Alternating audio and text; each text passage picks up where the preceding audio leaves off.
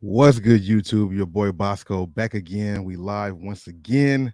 Once again, it's on. What's good with you guys? A little bit late, about 9 minutes late, almost 10 minutes late, but we back. Hopefully, you're having a good day or had a good day wherever you are located in this world. I did say I was going to go live again tonight. We went live this morning. Big shout out to everybody who came through the live stream earlier. Talked about a few different things, mainly some sourcing stuff, a little bit of clothing line, some sneakers as well. Tonight, kind of pretty much some of the same. Went out today, did a little sourcing, did a little retail arbitrage, as well as some content for the main channel. Of course, checked out a few stores. I'll go over some of the things I came across in my Discord. I did hit up a couple Rosses today. Did find some stuff, but didn't find. I mean, I found some good stuff. I was really looking for something, but I found some other good things, so that's cool. Hit the like button if you like what you see, if you like me, if you like the channel, if you like the videos. Hit the like button on the stream. Um, you know, chilling out. Got a few things I guess to talk about specifically that I'll get to at some point. I guess I don't know. Um, yeah, man, we back again. Went live earlier today, like around 7 in the morning. Was live for a little while. Was it 7 in the morning or was it a little later? Maybe a little later, but I was live for a couple hours earlier today. Um, before I went out, strolling around, and I did hit up. I just said this. I hit up Nike. I hit up a couple Foot Lockers and Shoe Palaces. I hit up a couple other stores too. Had a little minor issue with recording, but no big deal at the end of the day. I'm not tripping because at the same time I can get it in how I want to, and it's not a big deal. It's just sometimes people feel the obligation to say stuff, and it is what it is. They say what they want to. No big deal for me. Don't know where to start besides telling you to hit that like button. Do a little incentive. I got some of this here with me. Some apple juice. I got a little bit of apple juice and some Carmelo Anthony juice also, or don't say pause. Carmelo Anthony, the 1800. Every 10 likes I get on the stream, I'm going to take a shot. I'm gonna start doing that a little bit more, kind of implementing that too. Maybe give if y'all want to see me get drunk. All you gotta do is hit the like button. Some people will do $10 shots. We're gonna just do every 10 likes. I'll take a shot. You know what I mean? Start anywhere, of course. What's good with you, Lars? What's going on? And I was thinking about that. I called your vehicle a T-Rex, but it's actually a Can-Am Spider, correct? I was really in the market. I was lining up. I was close to getting one of those in my possessions a little while ago, but somebody hated on it, so it didn't happen. But those are definitely dope. Craig, what it do? Welcome to the stream. How you doing today? Um, yeah, I don't know if there was really any NBA news. One thing I did hear as I opened up my Discord, I'll say, RIP, condolences to the family of the creator to Born and Raised. I heard that he passed away today. Um, pretty, pretty. It's sad that that happened. It was good that he was able to accomplish what he did with that shoe. His first Nike collab, donated the shoes to that school. You know what I mean? So that's good. I wonder how do those kids feel who because a couple kids from that school, you know, sold their shoes. So I'm curious to see how they feel about that. I mean, do they care? Do they not care? The guy who donated the shoes to their school to the graduates, they sold the shoe, and now that guy's no longer here with us. Unfortunate, but yeah, they said he passed away. I just saw this today. So I didn't mean to start off like this, but I opened up my Discord and that's what I saw. So I'll be respectful and say RIP to that. Because it's definitely sad anytime somebody loses their life for whatever reason it was. Hey man, Craig. Hey man, what's good with you, bro? I appreciate that. Thank you very much for the super chat.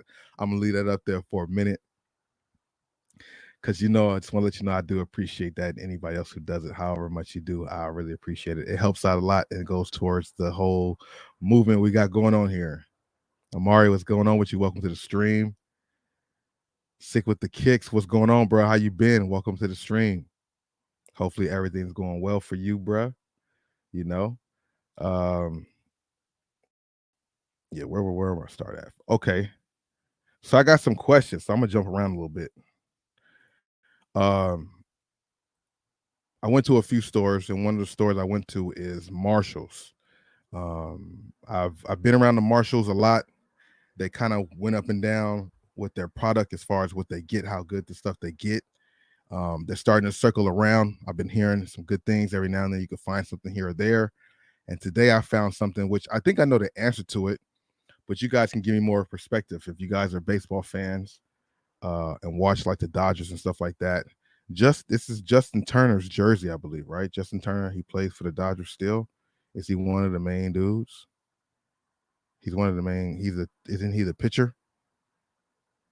Last time I had the Gibbs, no, what was it guy? Betty Betts, the Mookie Betts jerseys. They kind of finally, trickled out of there. Now I find Justin Turner. Is he better than Betts? Is this a jersey to have and put on the website? Like, is this a jersey to grab? I'm pretty sure it is, but I wasn't for certain. I know players do move around, but I do know he was a big deal for the team. So yeah, I'll put that there. Let me know if you guys is that a good pickup to flip? Is he still an active player on the team? I believe so, but I just need people to let me know, man. He was a third baseman. Got traded though. Cool Kids, what it do? Welcome to the stream. Good. I'm glad. I'm glad I left them then because I mean they were the good jerseys. They retail for 150. They had the stitched in lettering or whatever. But yeah, I'm cool on it. I mean, just like the Landry jersey, the football jersey I got. I know he wasn't playing for that team no more, but he is a good player. That's why I still grabbed it. Um,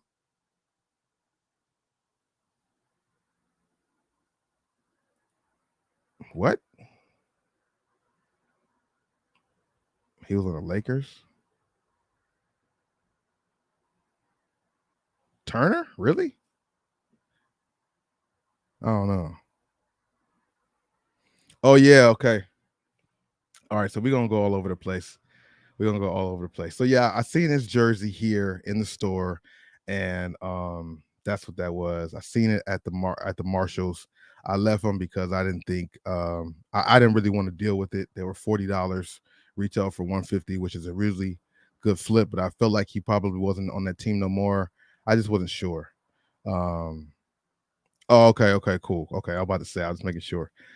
I don't know if they had another Bo Jackson out there playing two sports. So I was about to say, what? um, so yeah, I left it. I did post it in my Discord and in my group chat on Instagram. Nobody responded, so I figured I just leave it because I wasn't taking it for myself. So that was one thing. I'm just gonna bounce back and forth. I seen Orlando posted in the comments, so I'm gonna go with that one next.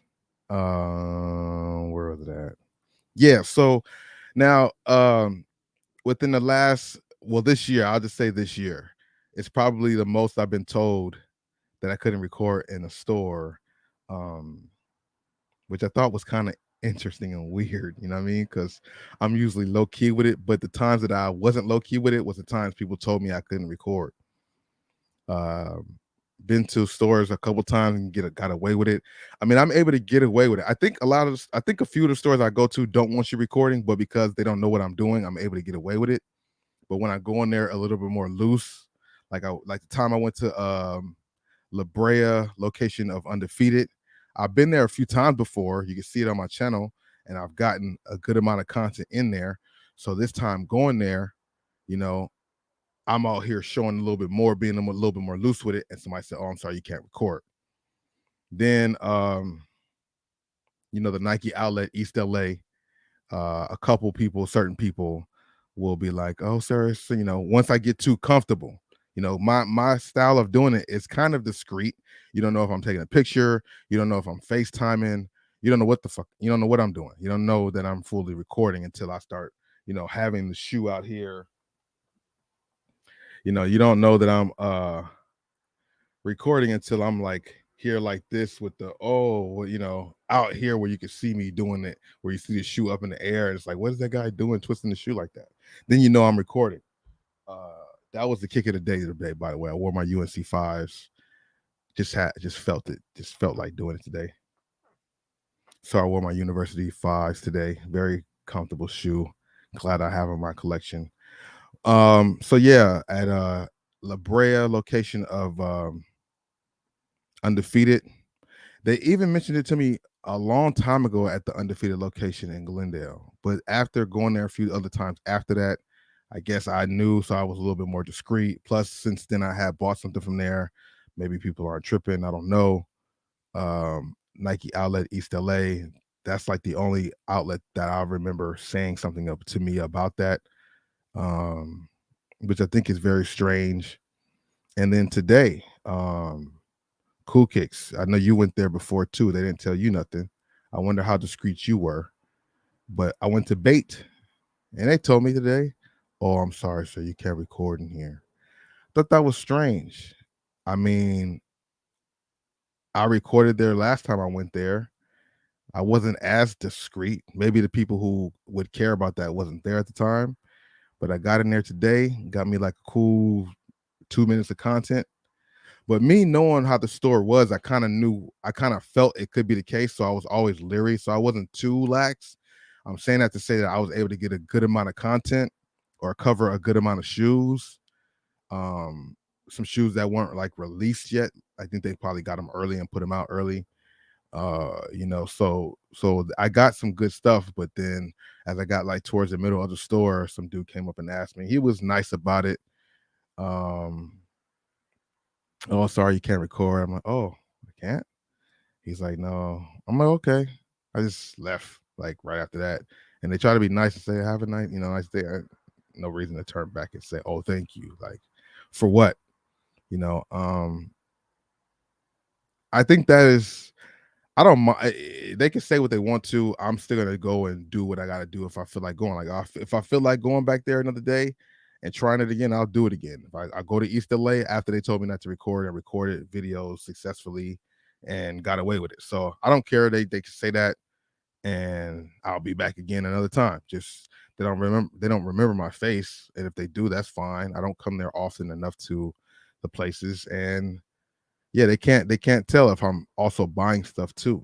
I have my ways to get around it. I'm not tripping. I just thought it was weird that Bait said it today, being that they didn't say nothing to me last time. And then also at the end of the day, yeah, we're helping the stores. We're helping the stores out. And I would assume at this time, this day and age, the stores have all been slow. They were kind of slow there. They had like two people in the store. These people are it's like three employees sitting around waiting for some customers. So when I or Cool, we do our videos in this LA area or California, um, people tell myself, I'm sure Cool hears it too, like, oh, I didn't know that store was there until I seen your video. Oh, I didn't know they carried that stuff until I seen your video. Oh, I didn't know they start getting better stuff until I seen your video. Like, we help reference these stores. So when they be like, you can't record in there, it's like, oh, okay, no problem, no big deal. Like, that's free promotion for you, but if you don't want it, that's also fine. Nobody's mad at that. Oh, hold up, what happened? Oh, it takes away the last command. Okay, that's why. Yeah, so yeah, I just thought that was weird. You know what I mean? Yeah, it probably just depends on who's there to pay attention to what we're doing. That's very true. Very, very true. I mean, I came in, I probably was dressed loud, so maybe they thought I was coming to buy, and then they just see me, looking and recording. So I guess that's it. I don't know. Maybe I'm looking like I'm having too much fun, more fun than they are. They have to be stuck there. I can roam. I don't know. I'm not talking shit. I'm just saying, like, I don't know what it comes down to because we're not inflicting any harm on any of the product. Um, at the end of the day, we're helping bringing people into the door that probably wouldn't have came in there beforehand. And I don't know. I mean, at the end of the day, it kind of shoots them in the foot because it's free promotion at the end of the day. What we do when we go into these stores and show what's in the store, yeah, it's helping me for my content and what I do. But part of what I do is showing the masses where you can find what and how to get things and where to go shopping.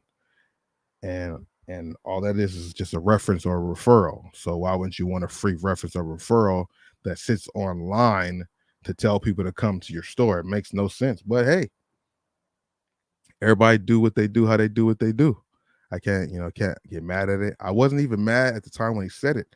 Because at the point, me and Ku have been having this talk behind the scenes about how the stores have just been acting when it comes to some of these managers, and it just don't make sense. There's a lot of other things they could be worried about and concerned about more so than free promotion. Like at one point, it made a little sense when they would say don't record when sneakers was really hyped and everything was selling out. They didn't want people taking pictures or recording because they, from what I got, from what I seen from it, they didn't want people coming in recording and taking pictures because that's what cook groups were doing. They were coming in, showing a shoe on display, sending it to the group chat, and then everybody flocking there, and they're having a whole problem because 30 people come at one time and it's a rush and chaos and all this shit. But when sales are slow and things are down, you need some promotion to bring people into your stores because a lot of people ain't going into and going into the stores like that. I drove past Foot Locker Hollywood twice. I didn't go inside, but like it just looks so empty over there. Like there's tourists, of course, walking around and stuff, but it didn't seem like a lot of people were going in and out the stores. You know what I mean? I mean, I'm sure they got enough foot traffic, but all the stores, from what I see, um, I'll speak on my personal experience. When I go into the stores, they're nowhere near as loud as they used to be, as packed as they used to be, with the exception of a weekend for a Nike outlet. And if I go to the mall on the weekend and it's popping in the mall or popular, it's because it's summertime and there's more kids and teenagers out, and people are just out and happy to be out because the sun is out. It's not like they're there for a retro release, lining up for a shoe to buy. That's not really the days and age that we're in right now. Even though the Jordan 1 Low cements did have a little buzz with them, people did kind of go after those. I seen those around only at one store today, and they had limited sizes left. So it seems like people are liking those Jordan 1 lows. I don't know. Chris, what it do? Welcome to the stream, bro. Killer, what's going on? I appreciate that. It does suck. And at the end of the day, this is something to just talk about because at the end of the day, I don't care. Bait, it's not something that makes or break me. Neither does East LA, nor does Undefeated. There's plenty of other places to go explore and do this stuff for and at. But it's just funny when it happens. It's just something to acknowledge. I never, you know, I think I might have got upset maybe once or twice about it. Once it happened, I think at East LA at a time I didn't like it just because I just didn't like the energy. I don't know. Was it East LA? It was somewhere where I was told I couldn't record and it did make me upset. It had to be East LA because not many. There hasn't been a lot of stores that told me that. You know what I'm saying? But yeah, it's just so weird. You go to one store, they say that. You go to the next store, you could do the whole sheboing. I mean, I've had an issue at Shoe Palace on Melrose before. It really depends on who's in there. I think I've seen the guy who said it before, but I think the guy who told me before was just getting orders from the boss or the manager at the time. They've told me before, Shoe Palace, Melrose, oh, can you not record, or we don't want you to record? Whatever they said, however they said it to me, I do remember them saying, oh, sorry, so you can't record in here. And I had already made plenty of videos in there before. I'm like, what the fuck are they talking about? So this is something to acknowledge and say, but it's nothing that's going to stop anything. If I feel like there's something I want to go get a glimpse of in there, I will go see. I mean, at this day and age, there's so many more things for them to worry about than me grabbing some footage and content of it. Especially, I'm not doing anything crazy. What am I? Oh, do they think I'm scouting the store? Oh, maybe that's what they think. Maybe they think I'm scouting the store and giving the footage to some people who want to know the floor layout of the store. So then at a later date, they can come and take everything from the store. Yeah, Shoe Palace. I never heard anybody say anything like that either, except for the 2 times or 1 time at Shoe Palace, Melrose. And it's funny because I know their DM, their district manager, the head manager. I know a lot of the people. Maybe you know what though, they do rotate people, and there were new people in charge, so that's probably what it was. That's pretty sure that's what it was, because they always switch AMs or managers all the fucking time. I have a few people I know that's been there the whole time, but they have had people rotate in, so maybe it just comes based on who it is. You know what I'm saying? I don't know, but at the end of the day, it's not as bad as it may seem. It's just if anything, it's a loss for them because, like I said, there's 30 other stores on Melrose alone to go there, and it's just wow. Yeah, it's a crazy assumption, but why else would they tell me? Oh, okay. I think they told Cool one time. Somebody said, "What was it, Cool?" they complain because they said you got their face in the background, which don't really happen. People probably just making up shit. I don't know. But like, I think somebody told me that before too. We just don't want you to get any other guests on camera. I don't get guests on camera. I get the shoes and the floor and the boxes. And if I got anybody on camera, they don't know that they're on camera. If I got their shoes or something like that, or an ass that rolls by. So for them to say that, I think that was just kind of crazy. Amari, I appreciate that. Thank you very much for the energy. We just continue to grind and continue to post, continue to grind and continue to post. But that was just a little sour note that happened today. No big deal, because like I said, after that happened, I went to a few more stores. Like, it really didn't move anything. I really just, it's just funny because it stood out to me. Like, can't record in here? I gave him the look like, are you serious? All right, no big deal. Like, that's cool. I was trying to help y'all out in a sense, but help me out at the same time. Yeah, nah, I don't. And the thing is this, it's only in California. I feel like this only happens in California. When I see other people's, I see other well, I don't watch too many other sneaker YouTubers, but when I was watching sneaker YouTubers and they would go out to stuff, I remember like the homie Richie Rich when he would put out stuff, or maybe, I don't know, maybe Mike Rich does. I don't know. I know Tony D does, or he did when I saw videos before. Going in and talking to the employees. I see it on Richie Rich video. The employees is coming out, bringing out the shoes. Like, yeah, man, you've got these right here. You can check these out. Like, it's not a problem. Like, they're like welcoming, come in, show this off. Like, they're welcoming it in other stores, other states. It seems like California, or at least LA, Hollywood, LA, they just want to be a little more uptight with the cameras. But this is the place where everybody has a camera. You know, Beverly Center will not let you record in the mall at all. They're really strict on that. But if you have your cell phone and record, they don't say shit. That's crazy to me. Some of the cameras on these phones do just like these DSLRs do. So it really don't make no sense why they say that. No cameras, no cameras. There's no pictures really posted. Maybe they should start putting signs up, which I probably still wouldn't oblige anyway. Put signs up that say no filming or recording here without a permit. That little letter they put, you know. But like I said, man, I mean, I think when people put out the blanket statement, maybe like a store manager might say, you see anybody recording, don't let them do it. They might mean, because some people come in there. I have had people tell me, like, I've had a manager tell me, like, I don't mind you recording here because you're respectful, you do your thing, you're low key about it. But some people come in here, they're loud, they're trying to do TikToks, they're kind of involving or getting into it with either getting into it with other people, other customers, or just getting in the way of other customers. I'm not doing none of that.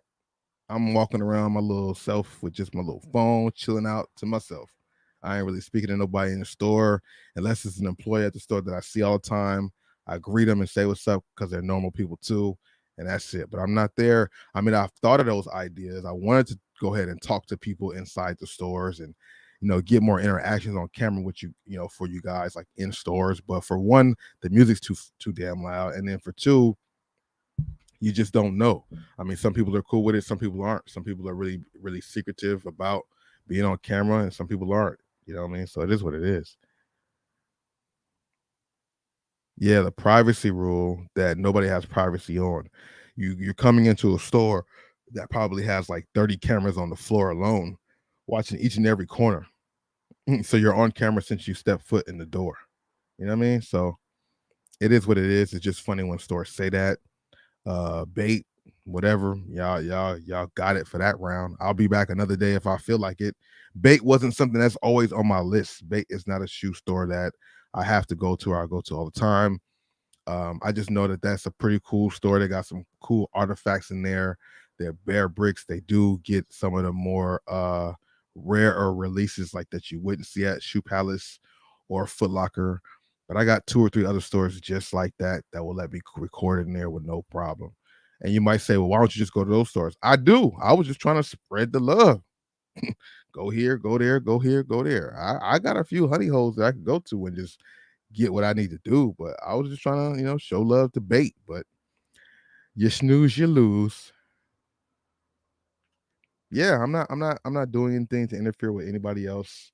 And half the time, like now, I'm real stealth with it, man. I'm just, I'm, moving through the store, bro. You know what I mean? It's like it's a science to it in a sense, unless they keep having a bunch of new things that I haven't seen there or something like that. But knowing the floor layout of the stores, you just kind of, oh nope, there, okay, boom, boom. Like it's all, I try to get into the stores a lot quicker, in and out faster. But it also is easier because not as many things are there all the time. You know what I'm saying? So it's a little easier to get in and out of stores because I'm not trying to repeat the content for one, and the stores are kind of repetitive, with a lot of the same exact shoes because everything's kind of sitting, but you might find a different colorway here or there or a shoe on a different price point. And that's what I'm trying to show you guys, either different colorways or different prices, different locations that might be closer to you. Seeing Panda Dunks all over the place today. Nike kind of, I guess I could say Nike kind of 11 likes. We had 11 likes. Every 10 likes, as you see it should be scrolling. Is it scrolling? Is it not scrolling? Yeah.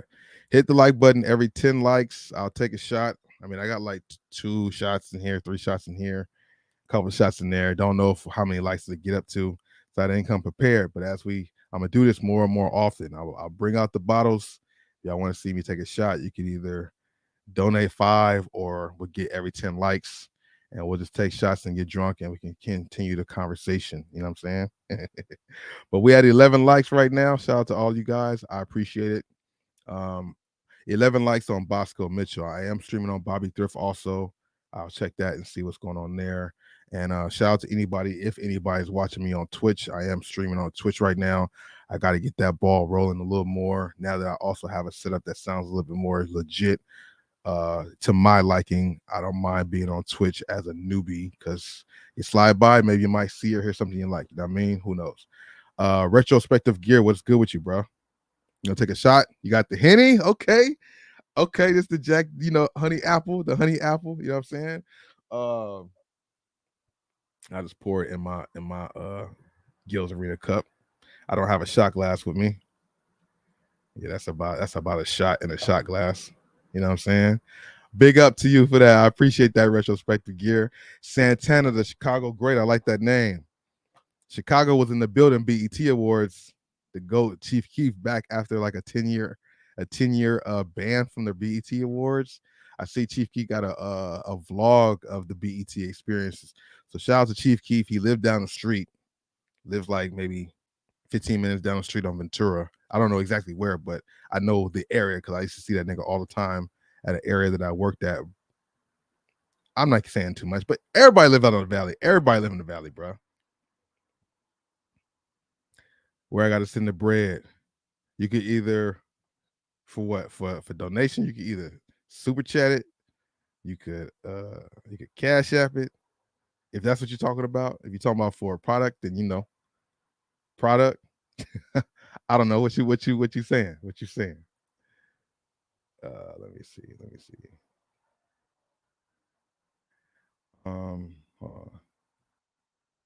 Uh-oh. I'm tripping. BOSS.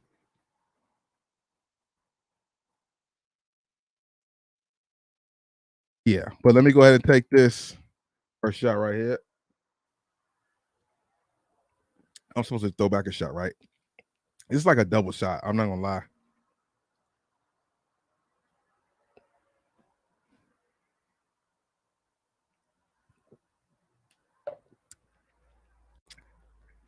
I'm not gonna lie. I wasn't prepared for that. I was not prepared for that one right there. Got me feeling all warm in my chest right now. As we got the auto tune, I don't know if it's really showing it. Oh, five. I do the $5 shot. But hold up. Yeah, that shit burn. I mean, I do sip a little bit. I'm not crazy sipper. I'm more of a smoker.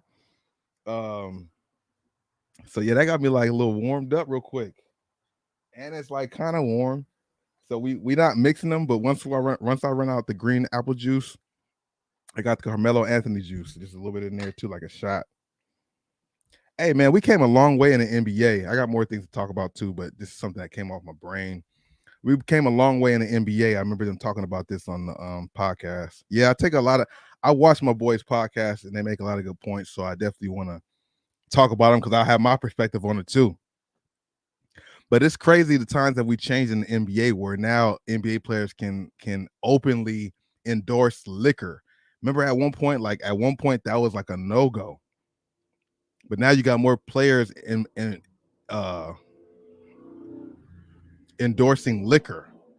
You know, Carmelo got the tequila, the 1800 tequila. LeBron got the Lobos. Is it Rodman that got a wine? There's a few players that got like wines and stuff like that, you know? And it's crazy to see because at one point that was not the move. You couldn't do it. But now all of a sudden it's cool. And I'm not mad at that. They are adults, they are getting older. It made sense. It makes sense, I should say. You know what I mean? But I'm telling you, man, it's definitely unfortunate that it's unfortunate. Card transaction. Yeah, it's crazy to sign the times. Like now you can actually endorse the liquor. I mean, Carmelo did officially retire, but 1800 tequila, I've seen that a lot of times during the playoffs. You know, when LeBron was injured, he was bringing his wine to the game, and then he had the Lobos really popping. You know what I'm saying? It's just a different time. Oh, I was about to say who commented from Twitch, but once I commented here in the super chat or in the chat, it what did it do? It showed my Twitch and everywhere else.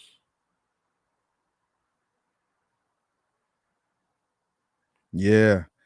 And it's so iffy, man, with this. I'm about to spark. I mean, I'm a little bit in. Like first 2 minutes, you can't really do that stuff. But yeah, I'm gonna hit the end of this real quick too. It's just the thing, man. Like it's part of the rotation. I'll be chilling out though. I don't do wake and bakes all the time. I'll be trying to chill out till like afternoon, midday. But sometimes, it just be like that part of the rotation in the daytime. You know what I mean? Why not? It's 4:20 somewhere, right? It's always 4:20 somewhere. But yeah, man, interesting day. So they told me I couldn't record. F them, don't matter. Found a Dodger jersey from a player who's not there no more, Turner. But still good to find the jersey. Let me see. Hold on, let me set this up right. So uh we were talking about these. We are talking about the Jalen Hurts jersey for the retail arbitrage stuff. Finding the Jalen Hurts Super Bowl jersey that I left. Found like 3 of them. I left them because I gave you guys my reasons for them. And I came across for those of you guys in Discord saw it, but I came across this today, which was the opposing player, Patrick Mahomes. I found the Patrick Mahomes Super Bowl jersey on the field, double X and a triple X, $39. The question is posed: do you buy this one because he won a Super Bowl and he is the future of the league? Makes a lot more sense to grab his jersey, maybe over the Hurts because one won, even though they're both the future of the league. But I passed on this jersey also. I don't know, man. I mentioned in my Bobby Thrift title, being picky, staying picky. I'm doing it, bro. Like both of those jerseys, probably last year, I would have grabbed them both. Last year, this time, I would have grabbed them both. You know, and they might be a good thing to grab and hold, like I said. But I don't have the really patience to grab too many more things and hold them. Double X, triple X is that a size that I will sell right away.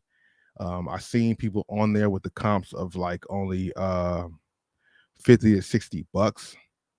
Recent comps of 50 to 60 bucks. You buy it for 39, 49 out the door. You could hold it longer, wait till season, maybe get more for it, which probably is the case. That's probably the move to make. But if I don't feel the confidence for it or that itch, there's some things I'll go through my video. There could be 2 different items with the same type of results, and one I'll say yeah, and the other one I'll say no to. It's about the gut feeling and what I know from my history in a sense is. I don't know how to tell you that. That's just what it is. Sometimes I feel like something can happen, and then I'll do some research on it. And by the end of my trip in the video, I might not think I want it no more. Or I might have a second thought about it. Sometimes things look really good in the moment, but once you sit back and do more research, like, oh shit, 10 of these sold, but then you see they were like a few months apart, which means I might have to wait a month or two before it sells, which I have room, but I'm tired of it. I'm trying to see more space. I'm trying to see, you know what I mean? I'm tired of seeing, shit in Vapor Max, shit in plastic bags just waiting to be sold. This is a great item right here. This is a great item right here to get for the low. But I'm tired of seeing this shit. Can we get it to sell already? Like, you know? So I'm tired of doing that. Oh, my bad. Cool. I didn't think to hit you up. I posted it in my Discord and my Instagram. My Discord and my Instagram group chat. So I didn't think about it. But next time I'm out, I'll hit you up if you want to grab it for you or something like that. That's not a problem. I do that, Drum sometime too, and a couple other people. So yeah, I would have did that. I just didn't know you were interested in the jersey. But Patrick Mahomes is the guy. Probably would have made sense, but like I said, bro, I just wasn't trying to do it. And another thing that made me not do it, them lines are getting ridiculous right now. I think I got a glimpse of it today, but the lines be wrapped. I mean, they do fairly go pretty cool, but sometimes when you're like searching for a bunch of shit, if it's not a banger, it's not worth it for me. Like, like I was searching the other day at that Burlington, and it usually happens everywhere I go. I go to a spot, there's nobody there. Once I get there in the establishment, a flood of people come. It starts getting packed. I see that happening a lot. Not trying to say I'm special, but I just noticed that happening a lot. Pulling to the gas station, nobody there. By the time I'm coming from out the gas station to go to the car to pump the gas, there's like 5 or 6 cars pulling in. It just always happens at different places. I always notice that. So like the line was not bad when I first got in the store, man. And I got there a little later too. I got there like around 11-ish, 11:30-ish. They open at 8:30.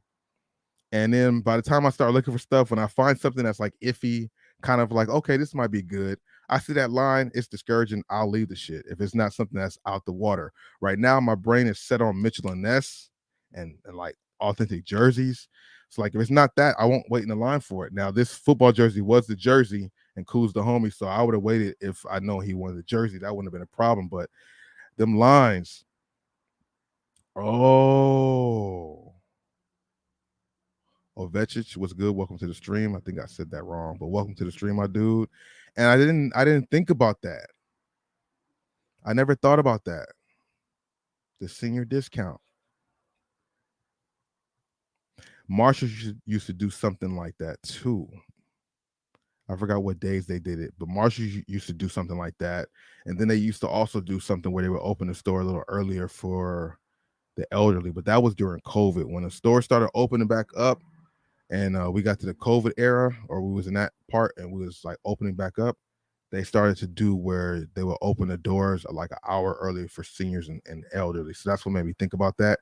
And that was on Tuesdays and Thursdays, probably to coincide with the same seniors and shit type thing. So that makes sense. I totally forgot about that, but that makes sense too. Why it would be crazy. I have seen the lines get crazy all the time, but today makes sense too. Plus, like I said, man, it's summertime, so a lot of the parents or the adults who would be there sourcing or shopping themselves have kids with them, or the kids who are off are in the Rosses and stuff, just looking for stuff for them. You know what I mean?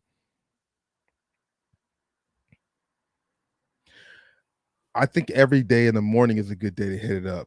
You know, to be honest with you, but Wednesdays, okay, let's see if I can get back to my I don't know. I know stores are different, but I know from what I remember, Monday, Wednesdays, and Fridays was truck day. Yeah, from what I remember, Monday, Wednesday, Friday was truck day. And they get there at like 5 in the morning to do all the opening stuff to rush it and get it out on the floor by opening. I forget, I forget, I forget, I forget.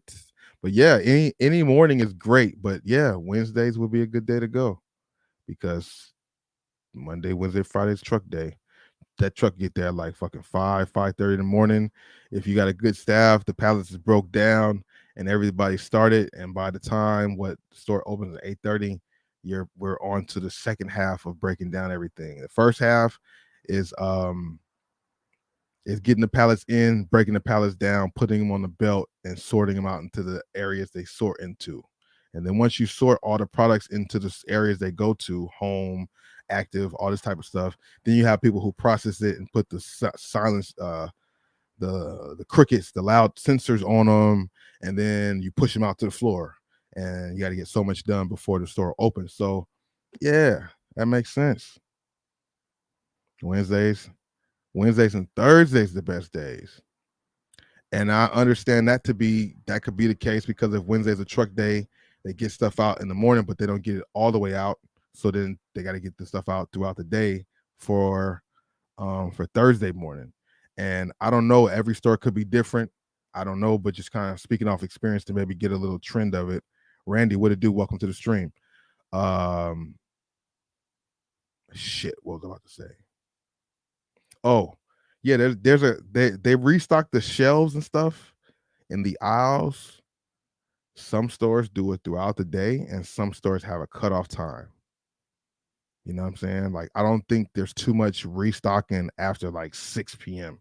But I could be wrong about that. It could be different stores moving around different ways. So I'm not for certain. But I do know there is a cutoff point when they don't restock. But maybe that was just the time of when I was working there and how they were going because understaffed. And now things are fully back open. It could be a whole different ball game. But yeah, either right when they first open or like the 10, like the 10:30, 11. Like I say the sweet spot is like that 11 to like 12:30 when they were doing restocks. You know what I'm saying? But there's a method to the madness at every location. But there are overall protocols from like truck days and stuff like that. And I would take definitely details from retrospective gear with the Tuesdays and Thursdays information because that seems about right for sure. And I appreciate you sharing that. Yeah, man. So it's definitely cooking in those stores right now. We found the Chiefs jersey for Patrick Mahomes winning the Super Bowl. Now these come out. This is a blurry picture. I think I got a better picture to show.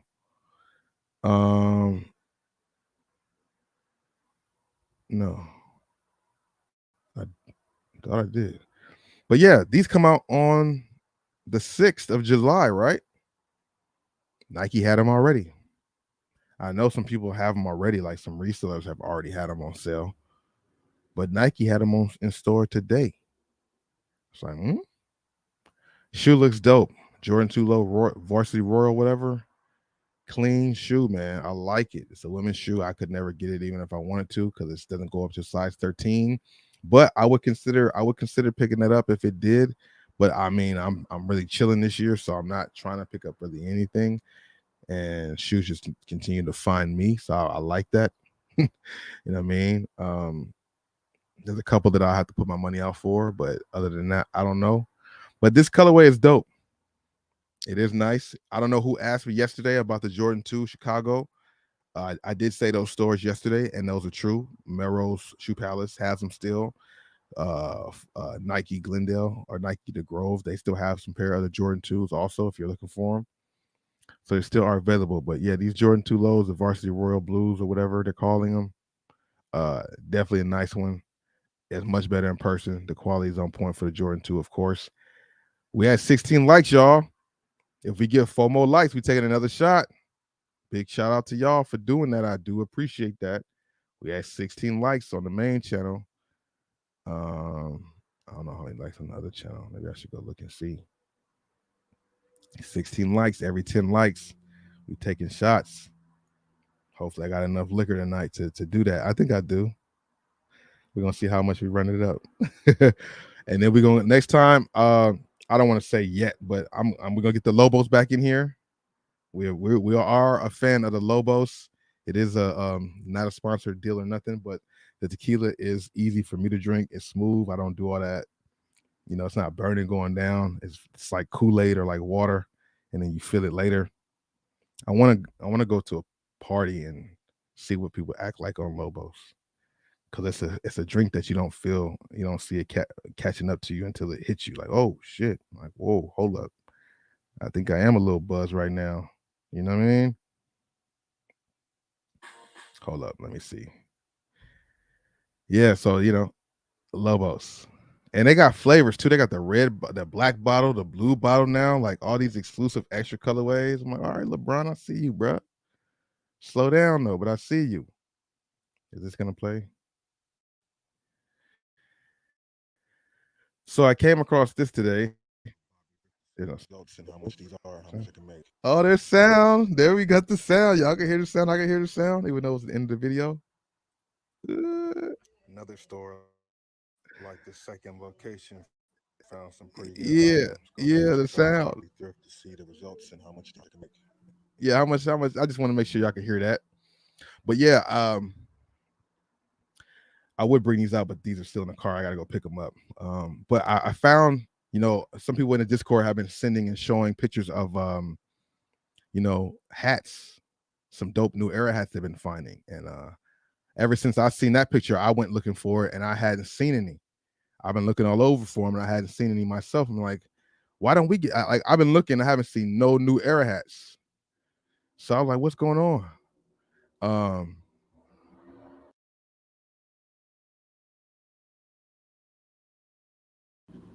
That bike was loud as hell about to drive by, so I had to mute it. I don't have the picture of it. Oh well. I kind of forgot what I was talking about. It'll get back to me. Somebody said that these look like bananas. Do you think that these look like bananas? Somebody said these look like bananas. Somebody also said they have them. I thought I had a picture of the hat that I found. But there's a bunch of new era hats going around right now, really dope hats that are like $12.99, $9.99, $7.99, retailing for $45, $49, $54. These things are pretty dope. Some of the ones I've been seeing, but the ones I found today was like the 2022 Father's Day hat. Like they had a Father's Day series with New Era. I found a St. Louis hat that looked pretty dope. I found the All-Star Game 2022 All-Star Game, the official on-field like trucker fitted hats that the MLB had. If it was $9.99 or $12.99, one of the two. All the comps are like 50 and above. Those are going to go up on my website. I'm gonna put them up on Macari too, but those are going to go up on my website for sure. Because I have been moving some hats on my site, boscosgoodies.com. If you don't know, now you know. Link is in the description. First link in the description. Discounted. Things are cheap. You can find stuff there. Maybe you might want it for yourself. Some things might have a profit where you might be able to flip it yourself, to be honest with you. Some of the stuff, you know what I mean? Oh yeah. No. You're definitely right. Where am I at? Why is it not working? You're definitely right about that. Cool. I'm not bugging. That's not like that. You know what? It's funny. Like there's references I have when it comes to shoes coming out and things dropping. I have to pause and be like, hold up. You got some lanes for them. You don't have to trip over the shoes, right? Same thing when it comes to releases. You're like, oh man, is it gonna be a problem getting shoes? Like, you know what?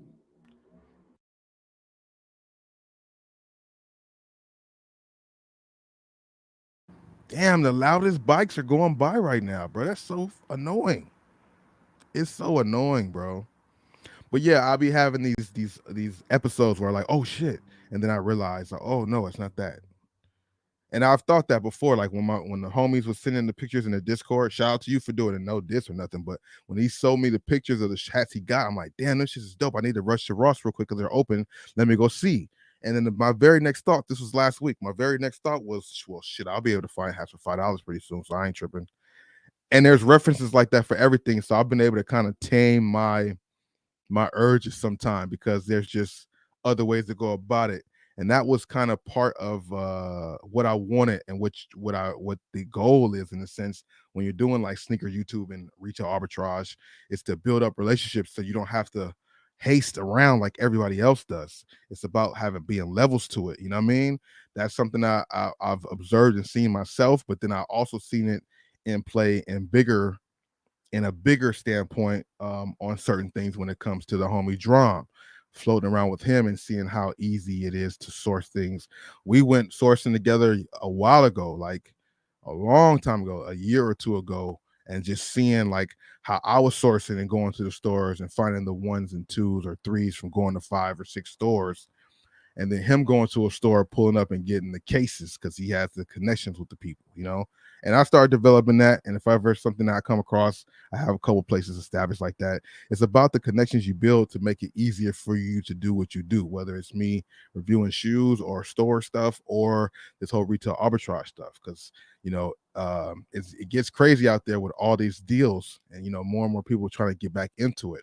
A lot of people was scared off and ran off once Nike and stuff disappeared.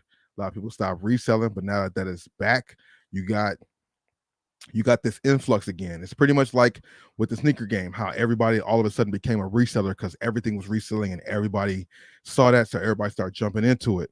Now everybody's falling off the sneaker resale game so much because the market for that is falling and it's not high, not a lot of profit for anything too much anymore. So now all them same people who just hopped on the sneaker resale game is now hopping into the retail arbitrage game. And now everybody's starting to go to the Marshalls and Rosses who never went there before, who's trying to go there for the quick flips because they're seeing it online. And now all the people that like people here who are watching from both channels who are on both sides of sneaker collecting and sneaker reselling, you're seeing it on both sides now. So for your reselling stores and duties, those stores are more flooded with people who were flooded at Shoe Palaces and JD Sports and Foot Lockers. Now all them niggas is at Ross, Marshalls, and Burlington now. Like, oh, y'all want to come here now, but y'all was all over there, not even laughing at this stuff. And that's also why I say about spreading out what you're doing. So when you do walk into a room full of resellers, I don't have too much sweat when I do that. Like I might mention it in my videos on Bobby Thrift, like, oh shit, there's resellers here. Let me go see. Cause that's like a natural instinct. You see people hunting, you want to hunt to make sure you get what you want. Like I said the other day, I was at Burlington looking at shoes and I see some people come in, they start going over to the clothes and getting closer to the athletic and about to go to the shorts. I stopped what I'm doing, went right over to the shorts, and I found those purple Laker shorts that were 115.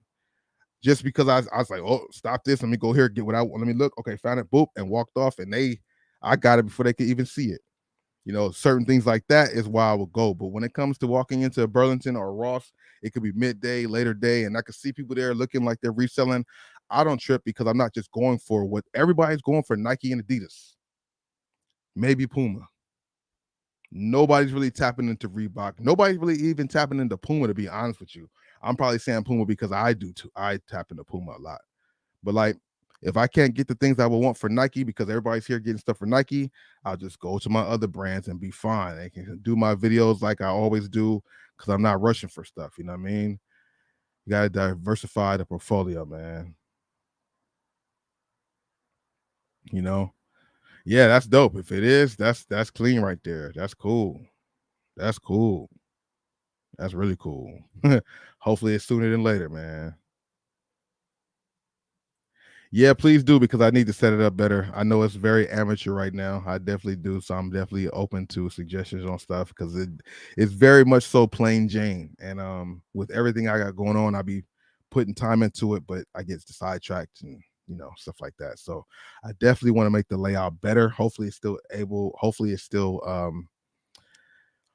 you can still navigate through it with the headers of kind of what you want there, but I know there's definitely more T's and I's to be crossed when it comes to that. So for sure, my dude, I'm always willing to that. Holla at your boy. Using Shopify, that was something easy to do with my GoDaddy account. And I kind of set it up like I did with my what was the old shop? I used to use one of them old shops back in the day for my shirts. I forgot what it was called though, but yeah. And I figure if you could just see what you see, then you see what you see. And I got some sales on there, but maybe the layout might help more sales come. I don't know, because my prices is really cheap. You know what I mean? And the Instagram promotion helps a little bit, but not as much as I want it to. But of course, I got to keep doing it. The videos, I think, is where people are coming from. So I'll just continue to shout it out in my videos. Shout it out. I will continue to do that. BoscosGoodies.com. We at 18 likes. If you haven't hit the like button, hit two more people hit the like button. I'm gonna take myself another shot of this green apple juice.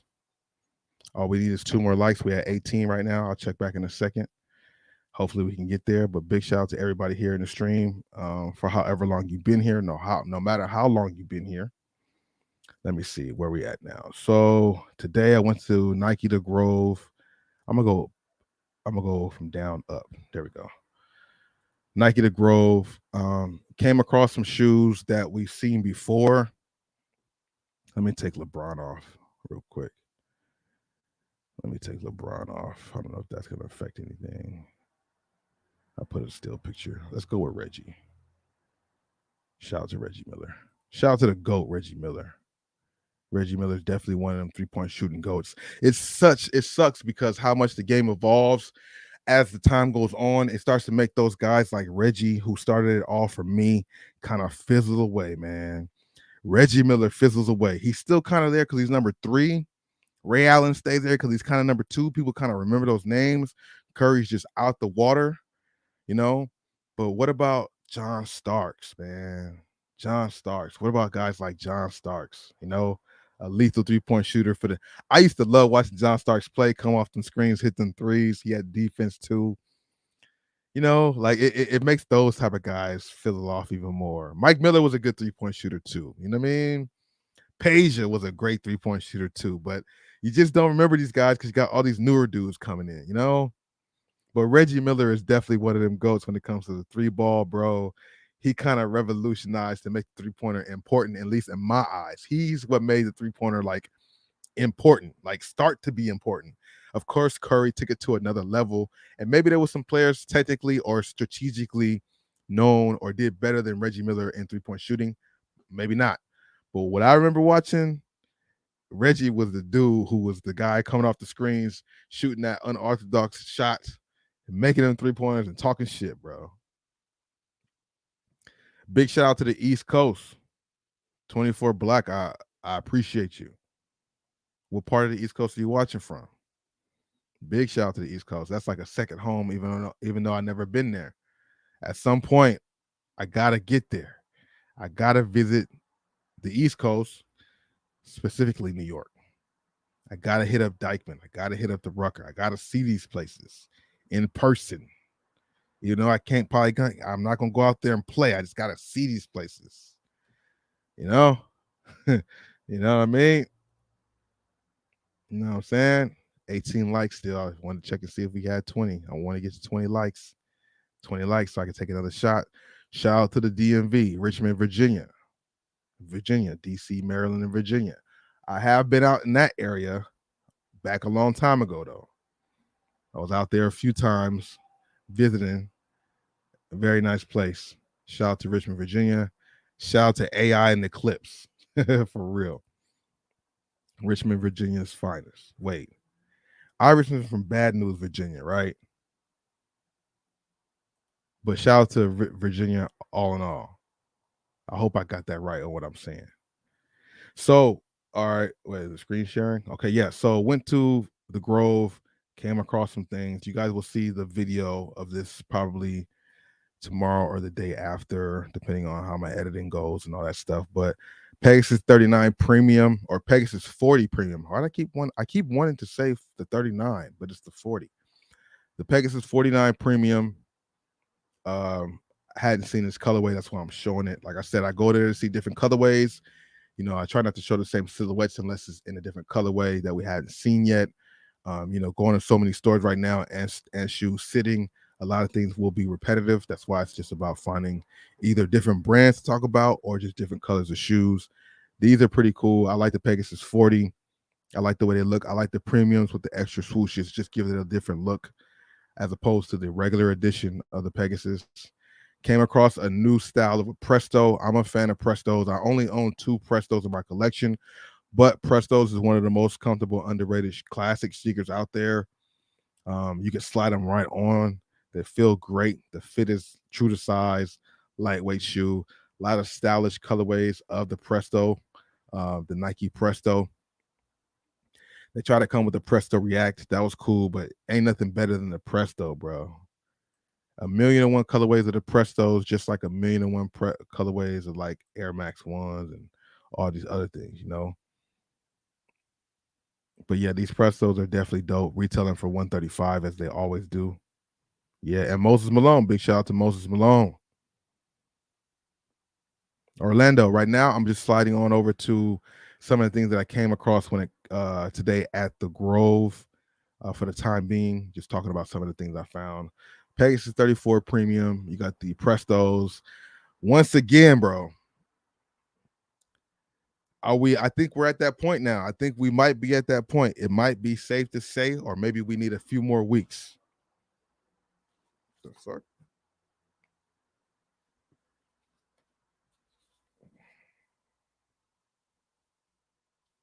Felt like something was in my. I don't know what I felt. Where we at? What side is the thing? Is this left? Is this my left side? Why can I see the? Okay, I couldn't see the letters, but I felt like something was in my ear or by my ear. I was like, what the fuck? I had to take that off real quick. But yeah, man, we are now at the point in time where pandas are just available for you, him, and her.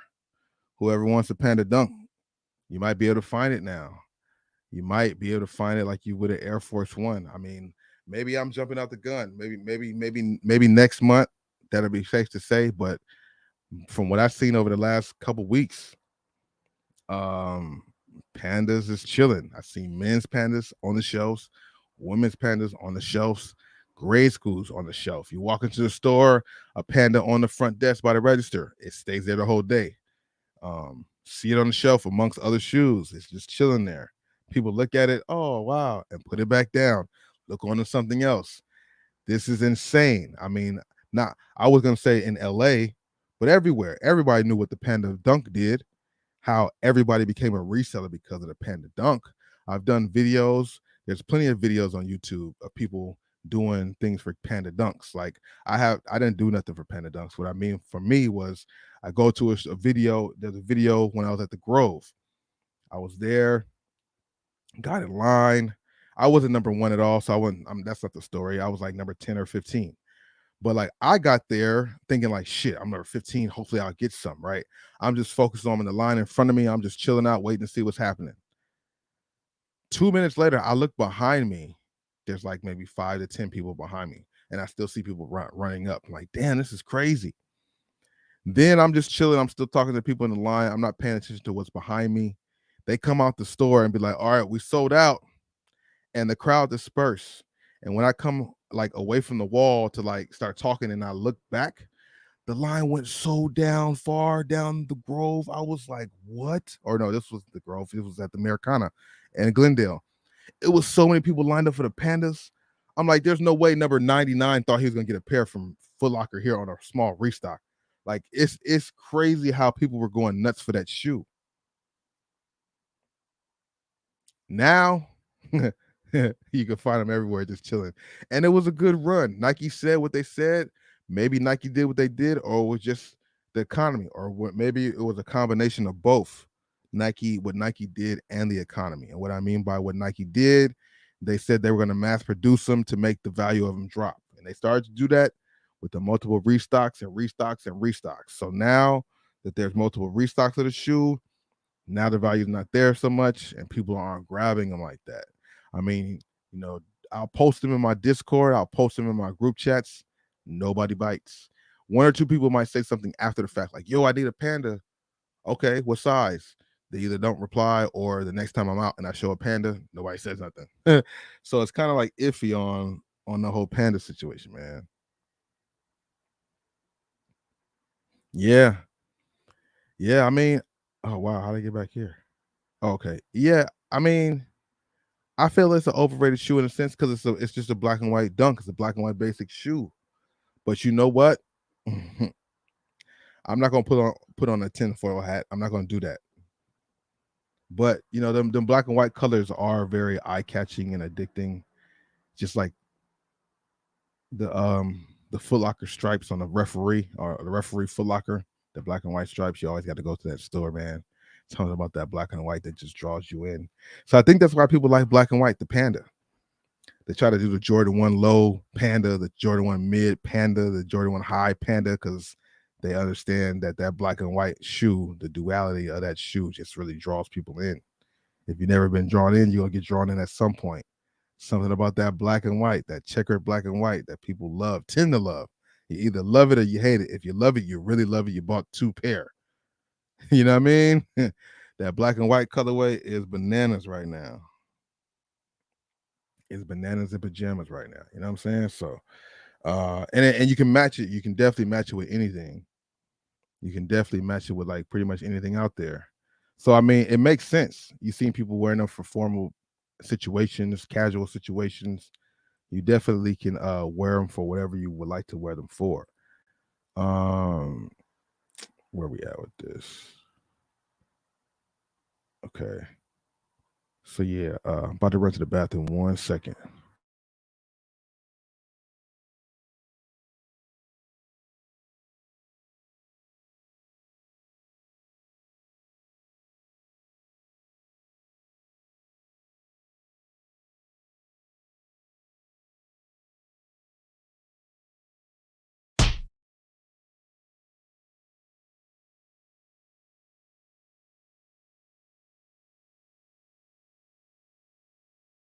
Hey, yo, bro, who y'all think got the best handles, yo?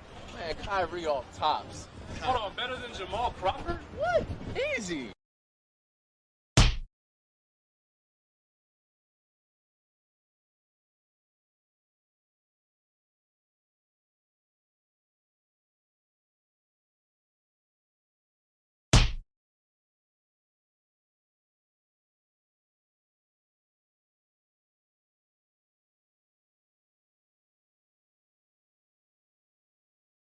All right, that was quick. Had to go, do something real quick. My bad. But yeah, the Nike Dunk Panda Low is something that is here to be chilling out. Ain't gonna go anywhere anytime soon. I feel like they're gonna keep making. I feel like they're gonna keep making more restocks of the shoe. Just to make sure that that it keeps that it stays there. They're trying to make that the new Air Force One, which I don't blame them. I guess the Roshis are coming back. So where does the Roshis line up? Will people start going back for Roshis once they start really flooding the market? I don't know.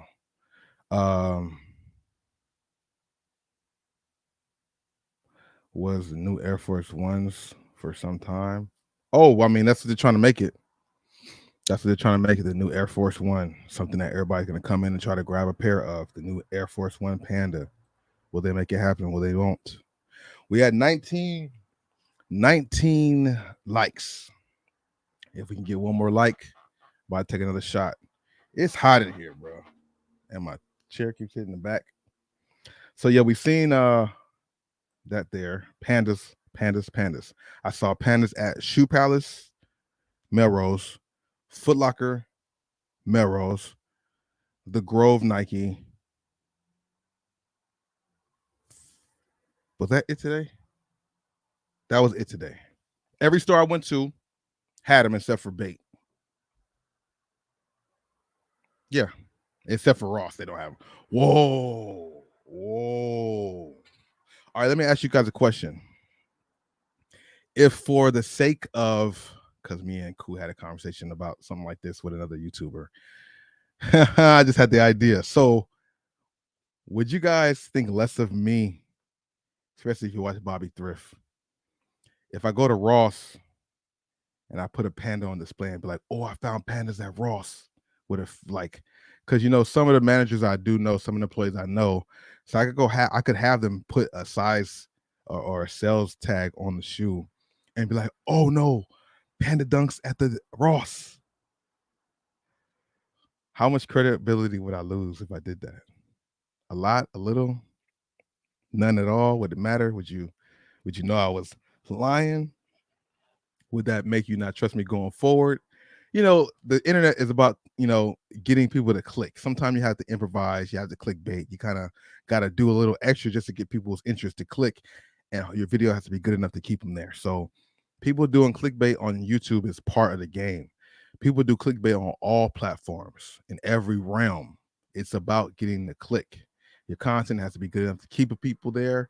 You can have the best clickbait thumbnail ever, but if you don't meet the requirements within the first few seconds of the video or first few minutes of the video, it's not going to work. If you don't show what's in the thumbnail sooner in the video or let them know that they're for sure going to get that, it'll mess you up. Or if you don't show it at all, it might not mess you up for that video, but the next one or next one after that will. So I try never to really get into clickbaiting. I've had opportunities to, just didn't do it. But sometimes you gotta do some of these things to make your stuff pop. Not saying I would do that Panda thing, but it just came to my brain because I'm seeing pandas sit everywhere. If they're sitting everywhere at Nike, why they're not at the outlet right now? Which I have seen people find pandas at the outlet discounted. Interesting. Interesting. You know what I mean? Oh, okay. Yeah. How many times you do it? Yeah, yeah. Every now and then, every blue moon, every now and then. You know what I mean? No, OC, what's good with you, bro? I started my website with Shopify, and I don't run ads for it. Well, I do run ads for it, personal ads, which is just me posting on Instagram stories and reels every now and then about my website. And I got like 76K followers, so hopefully some of them people see it. And like I said, people have bought from the website. I do get sessions every day. People are visiting the website every day, and I think that's probably coming. It could be from my Instagram reel, the story post, but I think it's more so coming from the videos. I say it in my videos. People watch my videos on both my channels. I mentioned my website. I do see people do trust me, so I believe more people are seeing it from my channel than my Instagram, which I'm not mad at. Whichever way they do it, I feel like my YouTube platforms is the best way to go about it. For I don't really want to put money into ads yet because I feel like my channel is enough, and it's not enough because not driving people there, not driving enough people there. But I guess because it's not my only source of getting rid of my products, and that is where I get rid of my products the cheapest. It's like a give and a go. Like I would love to sell everything through my website because I would still make some money and be fine, and it helps my website. But if it sells them a Courier, Go, or Flight Club for more, I'm not mad at it either. So it's like I'm getting the things are floating on the platform. So it's like I would love for everything to fly through my website. I would love for that because it all goes more to me. But like I say, I do let people know I sell it the cheapest on my website, but these things are available on other platforms. And if they're gone, they're gone. You know what I mean? So maybe at some point get into some type of marketing or advertisement for it when it makes more sense. When there's been some more money into it. I only want to put money into it from money that came from it. I don't want to keep putting new money into something. You know what I mean? Learned that about a lot of things. Yeah. So yeah, no, definitely interested though. I gotta check it out. OC sourcing. You're out there in Orange County. And how about, do you have a website or do you do advertising for your website? I'm just curious to see and what route that you take for that, because that it's always good to get more people to follow your stuff. You know what I mean? And check out your shit. You know what I mean? Selling a variety of things there too. Hence Bosco's Goodies, but built around the stuff I like, which is like sports stuff and sneakers and couple collectibles, something like that on there. But it will, I will get more product and better product on there. But I got some stuff on there now that's pretty good. Just, I guess, it's just about finding the audience for it. And then also the markets are all crazy, so people aren't really buying like that too. But my margins are good. Oh, we had 20. We had 20 likes. We had 20 likes. So every 10 likes, we gotta pour up the cup. Pour up the cup. Big shout out to everybody who clicked the like button. I really appreciate that. That helps out with the impressions and maybe suggest the video to one more person. Every like will have YouTube maybe send it out to maybe one more person that might want to click on the video and come chill out with us and see what's going on over here. We got that in there again. Oh, Shopify is a great way to do it. Shopify is kind of easier, self-explanatory. They have tools there to help you set it up. Like there's a whole feature to help you customize and detail your website. And I've just been doing like, I've been doing bits and pieces. It takes a lot. You got to post all the product, then I'll chill for some days. Oh, I find out something. Oh, I could do this. Oh, go back and fix that. Oh, I could do this too. Oh, go back and fix that. So there's plenty of videos on YouTube that help you set it up and stuff. But I get focused on some things and take care of it and then get to something else. But I know there's things that I'm missing. So retrospective gear mentioning that, I'm sure there's something that I might have thought about and forgot, or things I haven't thought about that you could easily put in my brain and that'll help me out. You know what I mean? So yeah, always willing to do that. But Shopify is cool, easier to set up. It's trusted, it's protected. A lot of YouTubers use Shopify. So that's why I went that route as opposed to Big Cartel. I used to use Big Cartel. For my website a little while ago. I think they're still around too. No shots or anything, but I used to use them before. You know what I mean? David Gaddy, what's going on with you, bro? What's the good? Welcome to the stream. Yeah, it's been a minute, crossing T's, dot the I's on certain things, and then coming back over here. Now we had the mic already set up. I finally got the mixer, which kind of puts it together. There's just one more element that I have to get to, a couple more elements, but one more key element, and then we'll be fully rolling. Because right now I could probably play some videos, but they might be laggy, and I don't want that. That makes it so, I'm gonna try something in a second, see if it works. But yeah, it'd be choppy and shit on the playback and stuff, and I just don't. I want it smooth playback, so it just But yeah. Feel free, hit me up on Instagram too, so I can check out what you're checking out, and vice versa. eBay is great. I have nothing against eBay. I just can't really use eBay for my own. I'll just say that my own mess ups. I think one time wasn't. Some of it was me, and some of it wasn't me. You know what I mean? But I can't do eBay anymore, so it's fine. I'm not tripping. But eBay is definitely a good platform. But luckily for me, there are plenty of other good platforms as well, like the Macaris, Postmates, Poshmark. You know what I'm saying? People use OfferUp. I don't use OfferUp anymore. I got robbed on OfferUp, so I don't use OfferUp. It was my own fault again. Trusting the free world and the universe. You gotta trust yourself sometime too, or protect yourself too.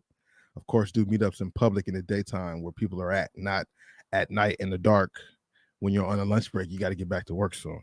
There's just reasons, there's just ways to go about it. You know what I mean?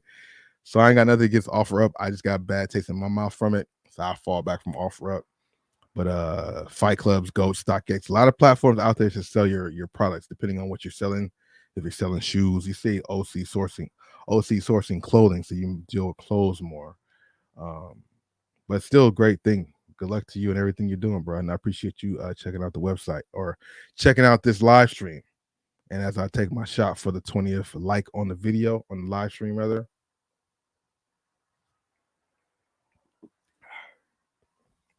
Yeah.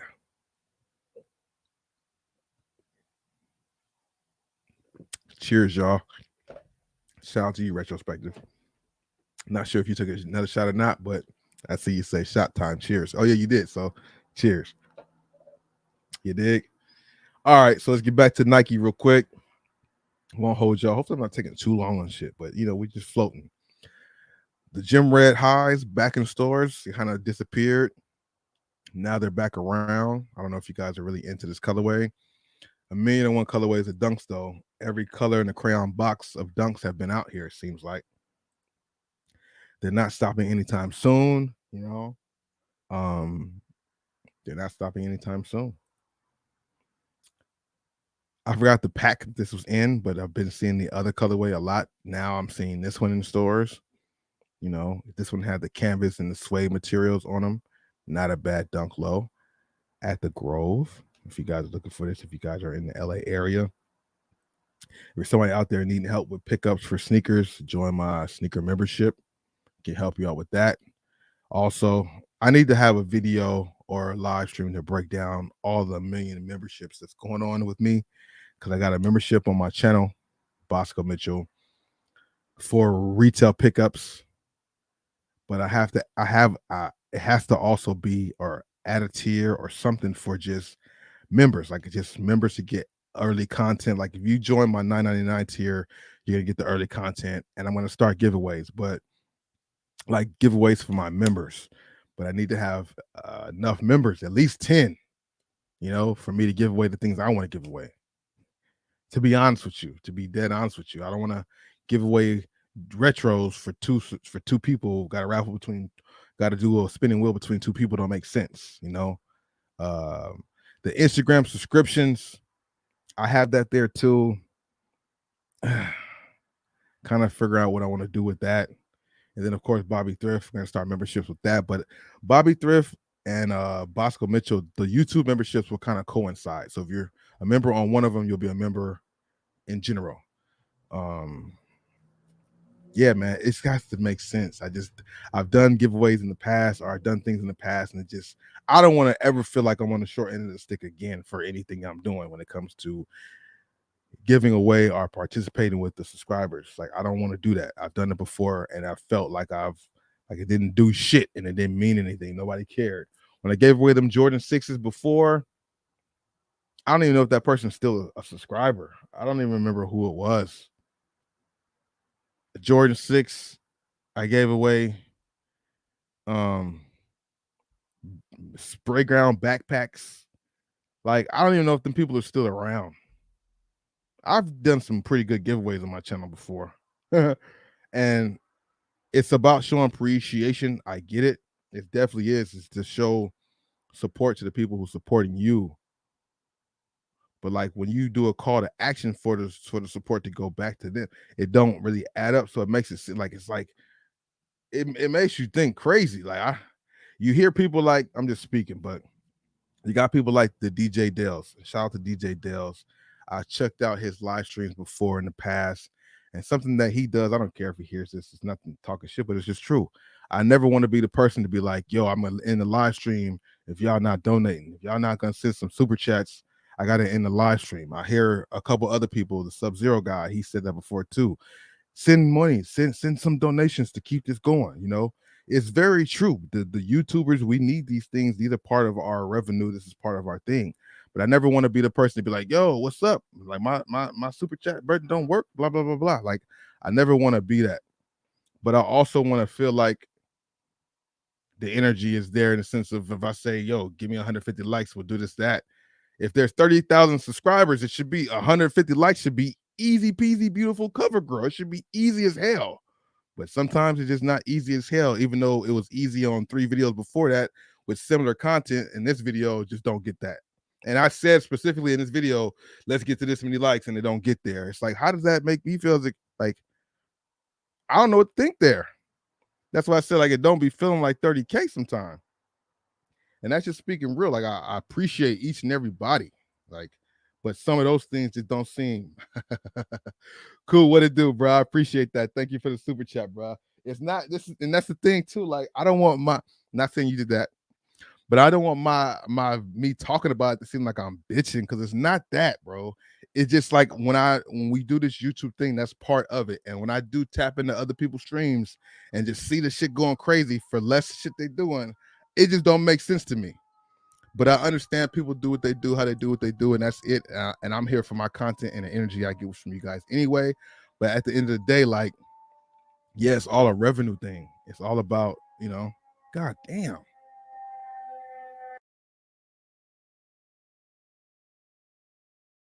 I always thought it was weird when they would do that long, like it's not the loud one that goes up. It's just like this one, like, what does that sound like? Does that mean that like they're in a rush but not really in a rush? I never understood the different like that. I understand there's different sounds for different shit, but there's that one long one that's just like I'm like, what? Why is that tone? Like, that sounds like death going down the street, low key. It really does. Oh yeah, but shout out to Cool for the $5. Here goes another shot. Man.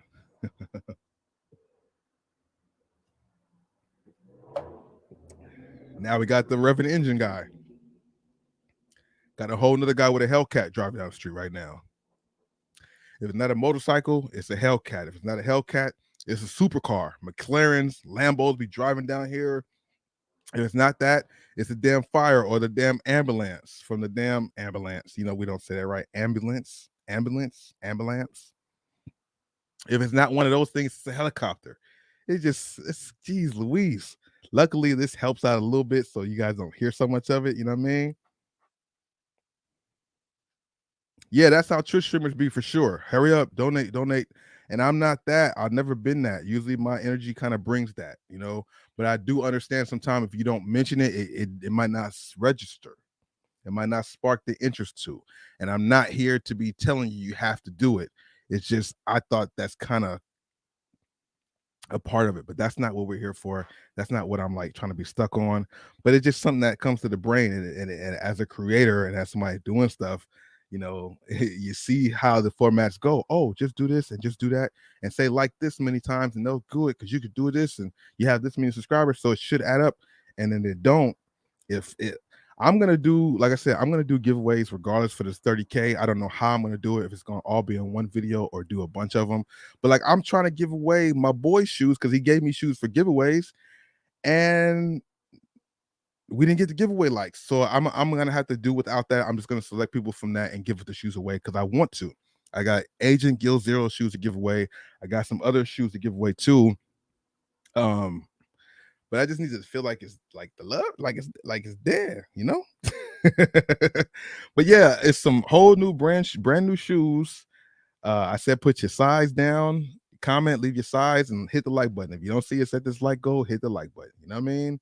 And I feel like there's just a lot of people who watch still and didn't hit the like button when I'm like, don't you want to win the shoes, or don't you want somebody else to at least win the shoes? But I'm off that now. It is what it is. It'll catch up to itself how it's supposed to, and I will be selecting people from that video. So if you haven't done it yet, go ahead and check out my video on the Gilzilla Resto mod. Any one of them, leave a comment with your size and where you're watching from, and some live stream after 30K. I'm gonna be going through that during the live stream and picking people because I got, like I said, I got like maybe 6 or 7 pairs of those. I don't know. I don't want to say that much. I got a good amount of pair of those, and there's more to come. You got to understand, as the giveaways come and start to flow, I have opportunities and options to get more stuff. I can get more product from here. I can get product from there. I'm going to do a video soon. I'm trying to find, every time I go by the park there, maybe I should not say the video. But I mean, we're here now. But I've been trying to go to this park that I grew up at and play ball at all the time, Valley Plaza. But every time I go by there's nobody shooting hoops outside. I'll be driving by. Maybe I need to pull up and go see if there's people playing in the gym because it hasn't been super hot. But I'm trying to find some kids out there hooping that's getting their workout in, and I'm going to give them some shoes. I want to do that. I want to do like a little shooting contest with them and give them some shoes. Me and my boy talked about that, like about giving away like some of the product and stuff like that, promotional for everybody and stuff. It just makes sense, but it just needs to make sense. You feel me? But it's on the way making sense, bro.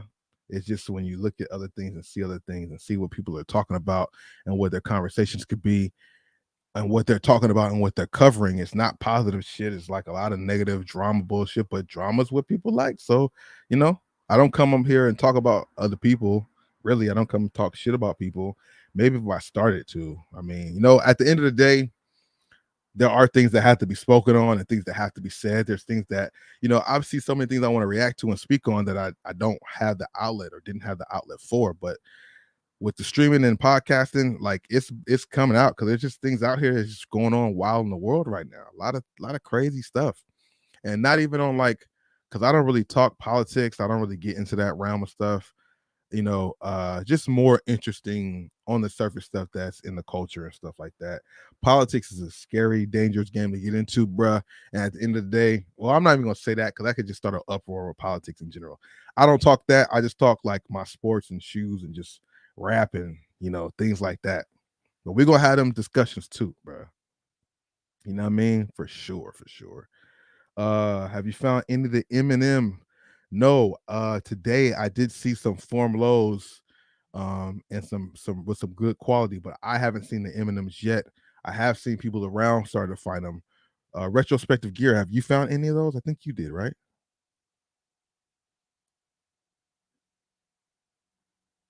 It's going down out where tonight? Where? It's going down out there tonight. I'm forgetting what. Yeah, but I'll look and see what your comment said. I don't know, but yeah. So okay, so we got these dunks, which they just came out, but they were out before that in stores, and then they're out the outlets pretty frequently too. Glow in the dark. It is a dope shoe. I did see the homie Dizzy in the Discord and supporter of the channel lace swapped them and put black laces in. It definitely made the shoe pop a little different. So if you own these shoes, maybe putting black laces, you might like them even a little bit more. Air Max Pluses. I feel like we've seen this colorway before, but I feel like maybe not. That's why I picked it up and looked at it, because it is an eye-catching shoe. Indigo Haze, Jordan 5 Low at Shoe Palace. It feels like this shoe wasn't even touched. I feel like they haven't showed one pair of the shoe. They got a lot of shoes out here, man. It's not moving the needle at all, bro. That's crazy. Like, the stock room's got to be backed up. And one of my recent videos, I think I put it out.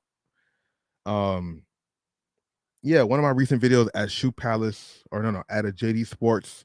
Probably my very last video, I think it was. The one I put out today. I put them out different days, so I can't remember when. But I think it's the video I put out today where the sales racked.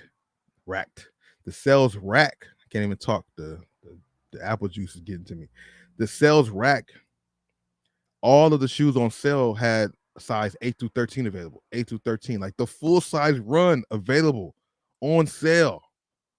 Like, that's crazy for them to have a full size run on sale of a shoe. Good looking out, cool. Again, I do appreciate that, for real, my dude. Yeah, that's crazy. Seen the M&M's, the brown pair and the red. So you found the red pair. Okay, the red one I think is the most like popular one, best looking one. Yellow one is cool too. I assume there's a green one also. But yeah, that red one really pops. And you found the yellow one and the red one. That's dope. Oh, outside without them cars. Yeah. For real. It is. It always is. It always is. At night.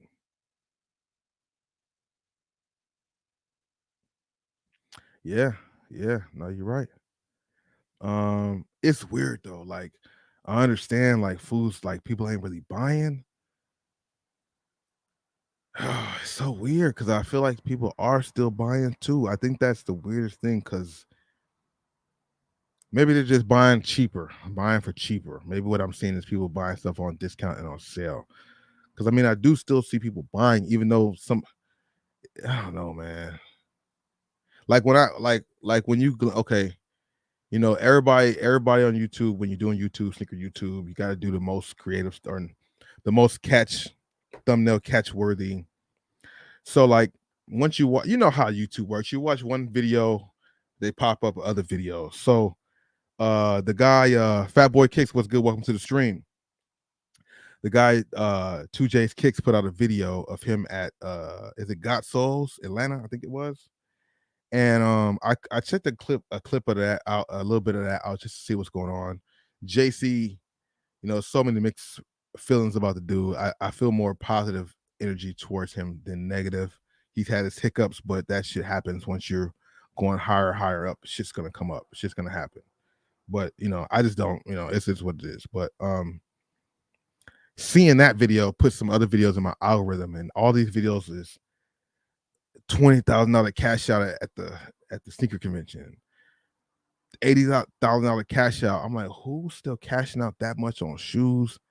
Maybe they're cashing out on shoes and everybody's underselling their shoes like heavily, so that's why they're buying so much. I want to be very optimistic about it, and I feel optimistic about it. But one thing is, like, wow, we're in 2023. Like, over time, there's always ebbs and flows. Excuse me.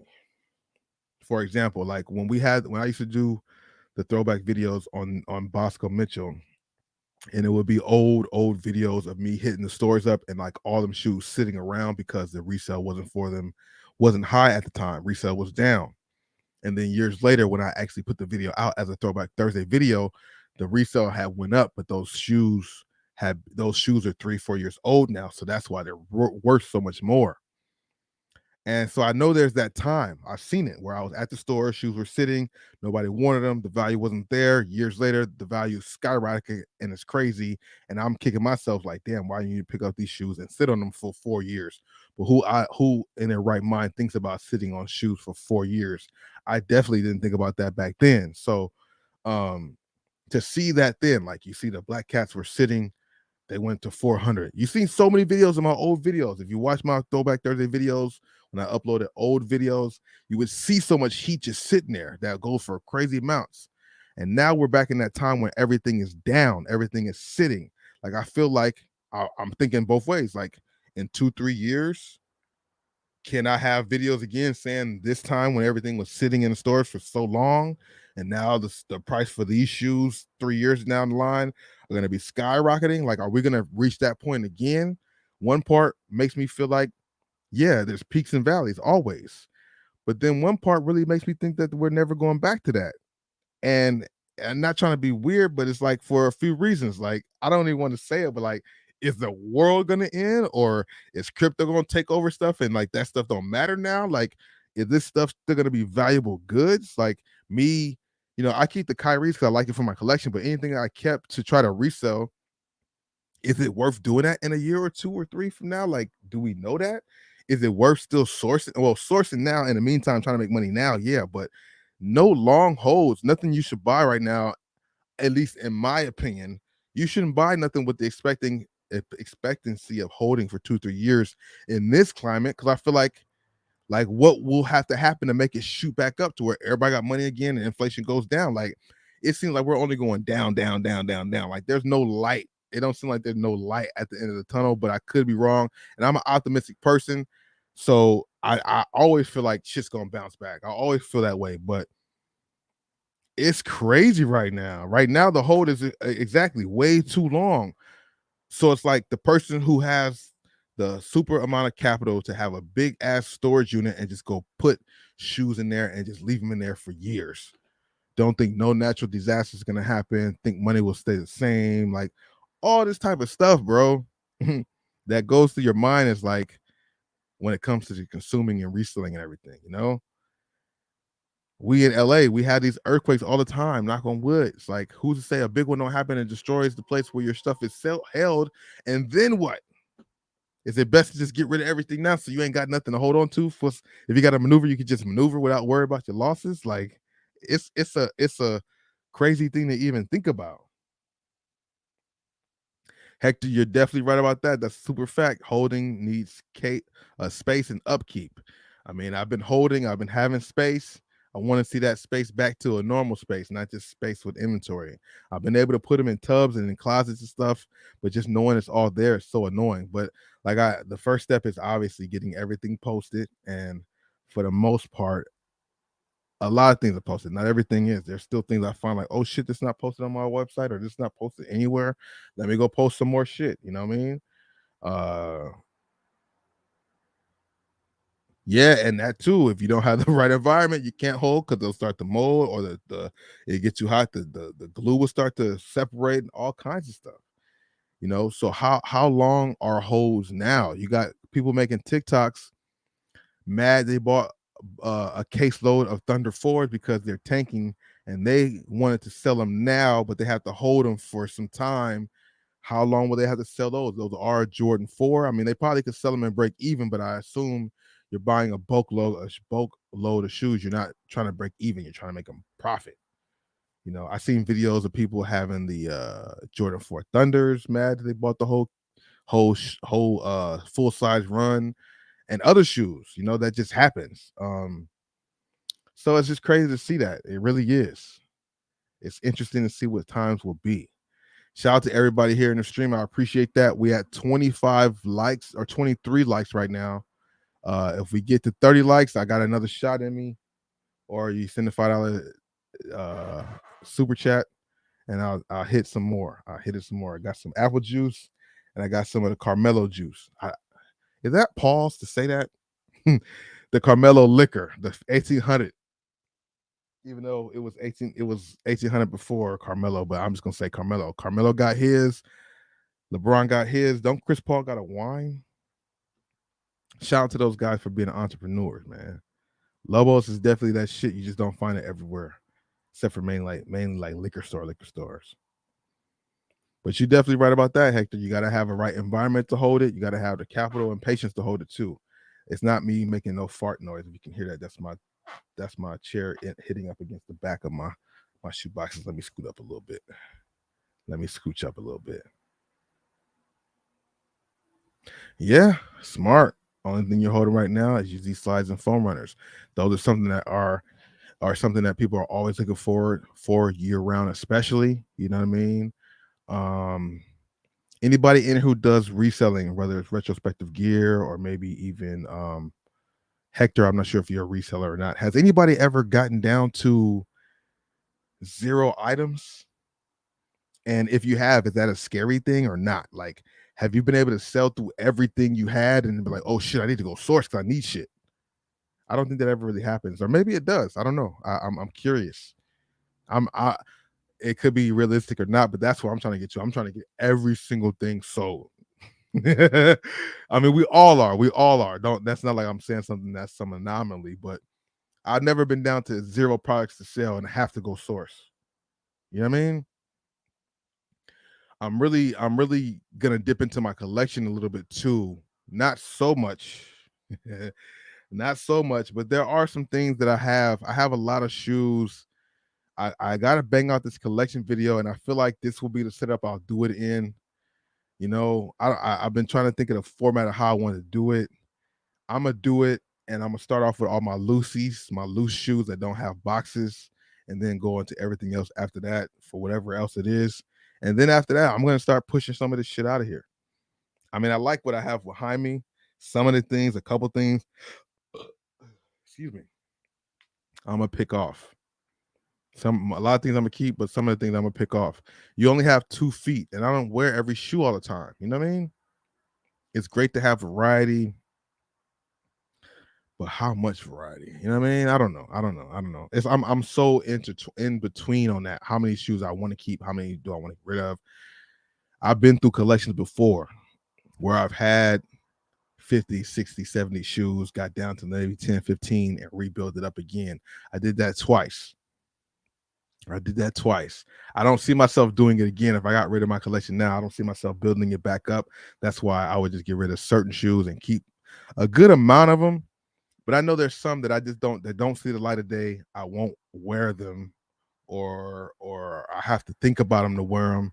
What I used to do, which I don't know if I should do it again, on my shoe boxes, I used to have Polaroids of a picture. Well, these are you can kind of see what the label is, but I used to have Polaroids because I had a bunch of Adidas before too. Like, my boy been down with Adidas for a long time, so I used to get shipment of Adidas shoes. And at one point, all the Adidas boxes look like damn, I don't have one next to me. You know those Adidas slide boxes, how they're even the regular Adidas boxes, the blue ones, the regular blue Adidas boxes. I would have a bunch of those, and like I would have to put the Polaroid on the box to know what it was, so you don't have to like go through every fucking box to see what it is. You know what I mean? Or read the label. Just look at the picture. I'm low-key feeling like I want to get back to that, but then you have plastics which do the job too, but then these plastics are kind of cheap, so they break. Not all of them, but a good amount of my plastics have broken. You know what I mean? And I've heard of that too. You know what I mean? Yeah, it's a revolving door. You get rid of some, you always want to get a bunch of more. You're right about that. Yeah, it's crazy. It's hard to do it this year because we have to drop the prices to really sell things down. You know what I mean? Um, that's true too. Very good point. If you're getting down to 0, you might be out the game. You might be heading out the game because I mean, at the end of the day, you need more to continue it to go. I guess more the question is like, have you ever sold out without like unexpectedly type shit? You know, yeah, because if you sell to 0, then that means you're kind of nobody's gonna let this stuff get to 0 because they want to still keep making money. But I guess the equivalent, or maybe what I'm saying, maybe for retrospective gear, like have you been to convention is sold out completely, and it's like, oh shit, I ain't got nothing else at the table. I gotta go get some more stuff. But I'm sure you probably have more stuff in the storage. I'm just curious if anybody ever sold out anything. Like, not like that. Hopefully that doesn't sound crazy. But like, yeah, like where you had like a really great time and shit just like overwhelmingly sold. It's like, oh shit, I really don't have too much to sell now. I gotta get this shit back up there, you know? I kind of had I didn't have that issue, but I got really low on my Amazon inventory at one point because I got stuck sourcing in one genre, and that's what you shouldn't do. Especially when you get ungated in so many things. Why you just stay in one area? You know what I mean? In clothes and shoes. You know what I mean? I got down to like maybe 25 products, which was crazy. Had to change that around quickly, you know, especially on the Amazon platform. That just doesn't look good. Oh man, the retro cards. Yeah, photoshopping the retro cards. Yep. Yep, never sold out a sneaker event. I feel you because the sneaker events also are crazy too, and everybody's there trying to get the best deal, the best deal. You know what I mean? One thing that I did see in that 2J's video that I watched, which was a pretty cool thing, he did some little challenge with some kids there, where he gave them both $500 to try to make some money and see how they could flip them. And some of the strategies that they used were pretty interesting. They both lost money, but I never thought to do that at SneakerCon. I guess because I'm going there for another reason. But you know, go to one table and see how much they got something for, and go to another table who's selling it for more and trying to make a deal off a product you don't own. You know, that was kind of smart what they tried to do, but they just did it wrong. But you could kind of do that at that would be a crazy video. I mean, they kind of did it, but they didn't do it right. But that would be a crazy video to resell products that you don't own at a convention and make a profit. That should be wild, bro. Off of other people's shit. It might be harder to do it now because everybody's prices are so low, but then you gotta understand some people are still taxing high prices. Like if there's a shoe that has a resale value, they're charging the highest part of the resale value. They're not going to the low end of the resale value. They're going to the highest end of it. You know what I'm saying? So I don't know, man. The sneaker game is so interesting right now, but it's still fun. There's still profits to be made if you source correctly and right. You know, you still can make a profit. It's calmed down, but it's not dead. You know what I mean? It's calmed down, but it's not dead. You know, retrospective gear. Yeah, I think I might try to. Hopefully, I can remember that whenever the next sneaker con comes around. Maybe I'll try that, bro. You know, yeah. That's the ill salesman. That's some ill to sell product you don't own yet. You know what I mean?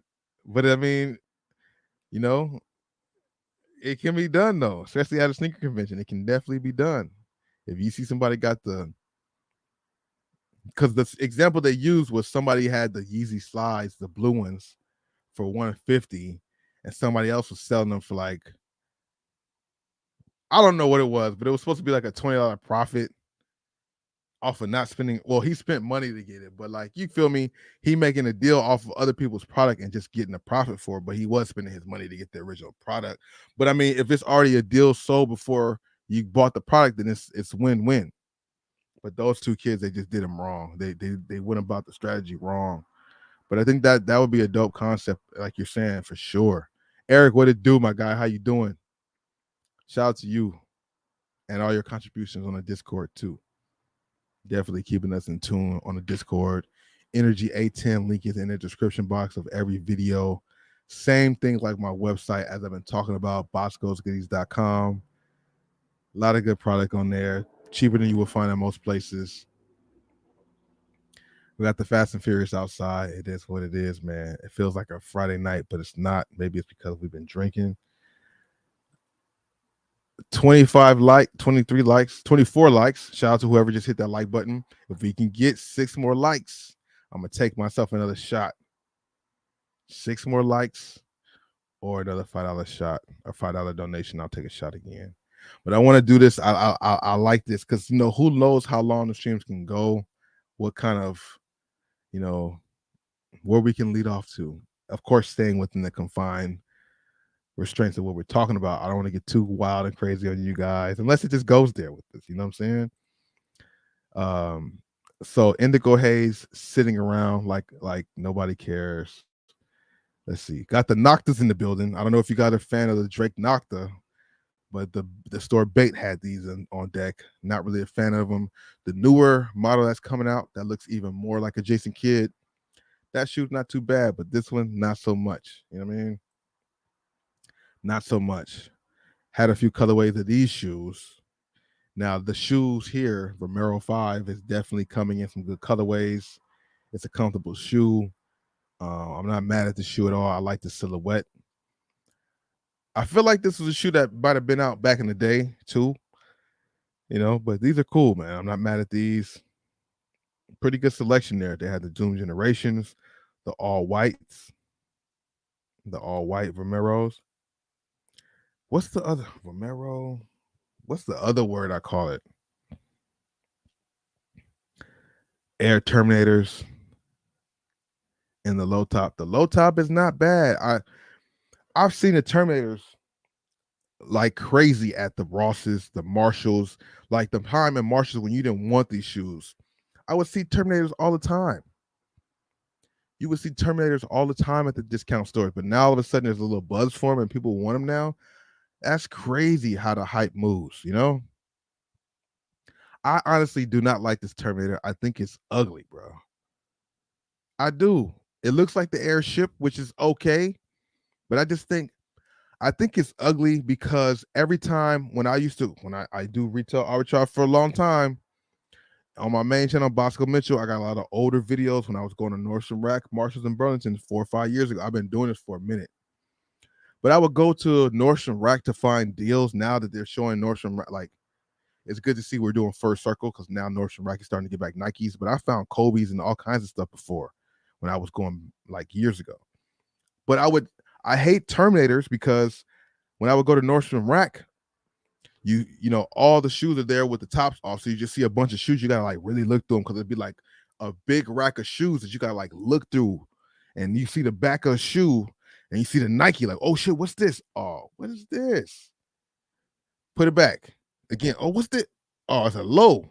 What the fuck are these shoes? Like, what are these shoes? Put these things like I didn't want them, and now all of a sudden they're popping, and now everybody wants to wear a Terminator and all this stuff. Like, to me, those things are trash, dude. Like, what are we doing here? But I guess it's an older shoe, so people might like it. So maybe there's a generation for it. But I'm seeing a lot of younger people want these. I'm like, y'all like Terminators? Terminators are not cool. I mean, it's not about being cool, but to me, I don't like the way they look, bro.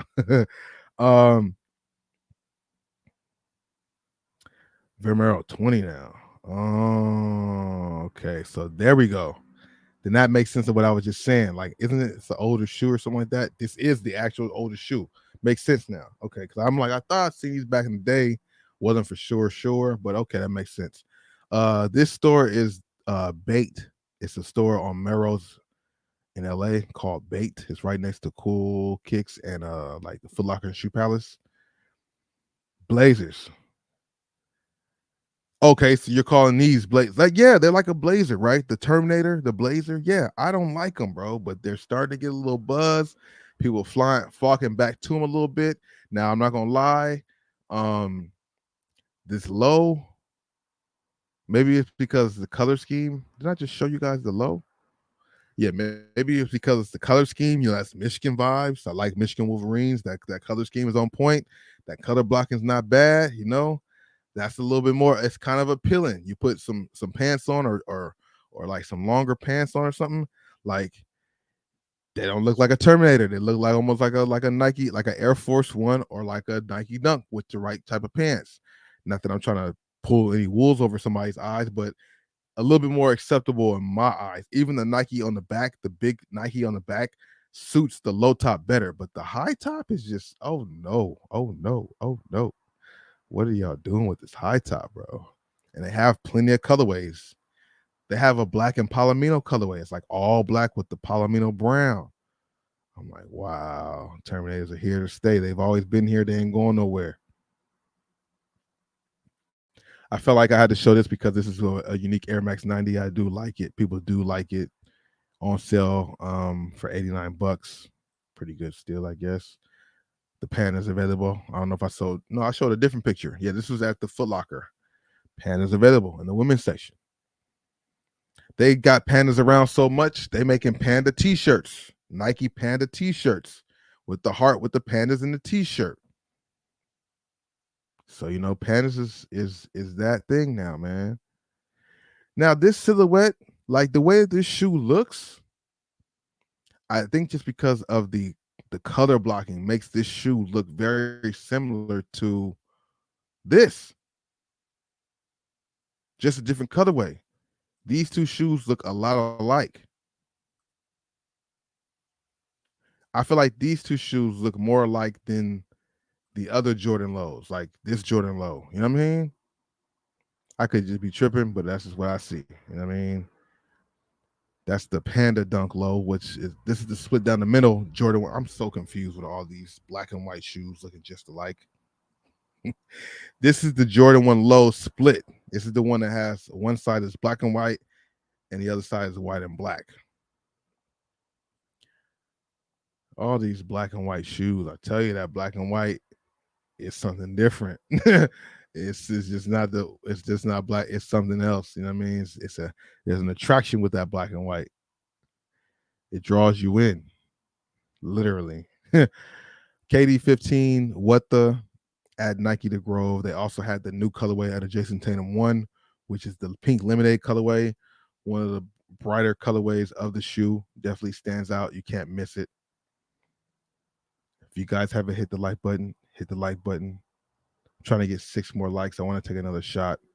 If not, I'll just take another shot in a few minutes anyway. But hit the like button. I want to take a shot. No, they're not the same. They're not. But at a quick glance, I feel like they mimic each other. I wish I put it here to put it side by side. It's because like this back panel. What is it? Yeah, man. If this back panel was a color, if this yellow on this back panel was a color, it would look like this to me. Toe box similar, like, you know what I mean? So Nike getting mad at Air Force One and Bape, or not Air Force One, but Bape, for making a silhouette like this when they got like a bunch of silhouettes from the Nike brand that looks similar. I guess, bro. Oh, this was something I was impressed by. Do I have a better picture of it? Damn, I don't. Damn, I thought I posted more pictures of this than this. Oh, that sucks. Jordan 6 low cleat, a golf cleat. This Jordan 6 is crazy. Oh. Let me see if I have a picture of my phone real quick just to show you guys. They had a couple pair of the Jordan 6 low golf that look nice. Low-key made me want to go swing some golf clubs. I mean, they're $220 retail, but very nice golf shoe, man. I mean, they're smart as hell for taking advantage of it. It is golf season. It seems like, I mean, golf has been around for a long time, but it feels like there's a different type of buzz for golf right now. I just feel that way. I could be completely wrong. Maybe it's like this every year, but I tweeted it. I don't want to tweet it. But it seems like there's so much more of a infatuation or influx of interest in the game of golf, at least from Jordan's perspective. It just seems that way. You know what I mean? With the Eastside golf collabs he's been having, like there's a lot of collabs out there. But I have to say that these Jordan 6 golfs, the low version, this colorway is on point. I'm putting it in the wrong spot because I'm not thinking, I'm just talking. Where did I put it at? In foot storage. There we go. Jordan 6 golf low top. There's 2 colorways. There's that white and gray cherry one, and then there's this one, which is dope. Where's the side picture? Hold on, y'all. We right there. Yeah. These are crazy. If they came out with a Jordan 6 low without the golf part, if this came out in a regular silhouette, This is on fire. Black nubuck with the cement gray midsole with the translucent blue outsole. It got the chrome hint on the back of the shoe. These would be crazy, in my opinion, if they drop in the low top. What? Why don't we get this type of magic on a low top for Jordan 6 on a regular silhouette? To me, these are bananas. Like, what? The outsole look crazy. You cannot tell me if this was a regular silhouette, this wouldn't look dope. What? Outsole crazy too. I would be a fan. This would be a Jordan 6 low that I would have to have added to my collection. I'm pretty sure of it. It's probably easier said now, but just the nubuck upper, the nubuck looked really good too. Had like it wasn't like ashy, but I mean I don't know if all pairs are consistent like that, but wasn't really an ashy Jordan 6 either. I like what I was seeing with that, bro. Like what I was seeing with that. And everything else here, new running silhouette, very lightweight shoe. We've seen these crafts before. And then this Dunk High was a little different. Had the little glitter on the Nike swoosh. It wasn't Swarovski crystals. It was just some glitter. Shout out to whoever just hit that like button. We had 25 likes. I appreciate you. If you haven't done so already, hit that like button. We need 5 more likes to take another shot. Yeah, it is. It is. It's way too long. Way too big on the shoe. It don't look cool. Terminator's just not it for me. I like what they're trying to do, but I'm just not really feeling them. You know what I mean? Oh, you thought I was feeling you? Let's see. Pretty interesting day. Dunks, more dunks, Jordan lows, Jordan 2s, Jordan retros, Jordan mids. You're seeing a lot of the same stuff at the stores, which is a good and bad thing. Good if you're somebody trying to actually add to your collection. Bad if you're, you know why it's bad. Saw that. Shout out to Jerry Stackhouse. So many colorways of the Jerry Stackhouse shoe in stores.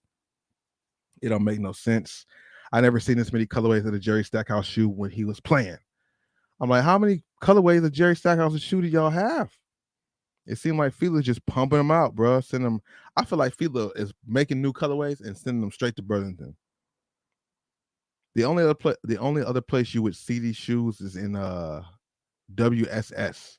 I haven't been to a WSS in a little bit, so maybe I just didn't see them when they were there. Grant Hill with the Phoenix on it. I felt like we saw that before. Found these slides. These slides are going around right now at Marshall's. Amazing rank, amazing feedback. No pricing there, but the ranking is crazy and the feedback is crazy. They were only $14.99 or $15.99. So, I scooped it up and I went through the rest of the stores looking for more pair. And here's the thing. I was at One Ross and in glance going through the shoe section in the slide area, I saw it, didn't think no mind of it, left it alone, went to another location a ways away.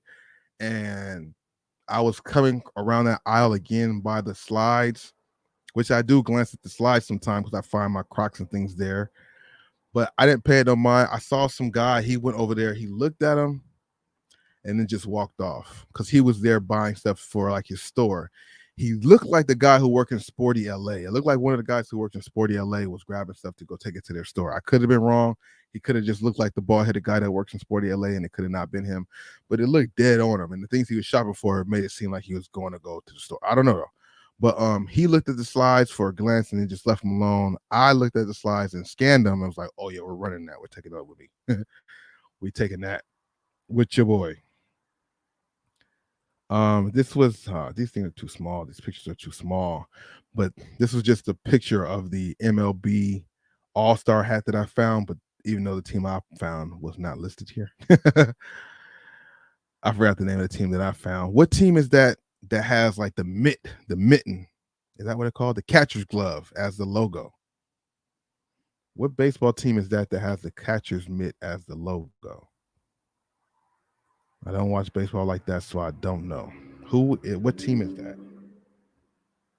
Their logo is a catcher's mitt or a baseball mitt with a ball in it. I thought it was like the Brewers or I don't know who it is. I don't know who it is, but it's one of those baseball teams. Whoever it was, the player did make it to the All-Star game because that's what the hat was for, right? Okay, somebody responded. Milwaukee Brewers. Charles, good looking out. How good is the Brewers? Are they good? I mean, like I said, one of the players made the All-Star game. They made the hat for him, so obviously you got to be some type of good to be in the All-Star game, right? Let me see what else is on my disc. I'm trying to see what else I posted there. Discount stores, foot stores. We saw both of those. I think that's kind of what I posted there. Oh yeah. So online they've been showing us new pictures of the Nike Zoom Freak 5. We got two there's been two colorways floating around of the shoe. One of them is paying homage to the street or to the homage to where Giannis grew up. I'm stuttering my words. What's going on here? I don't understand it. Oh, let me see.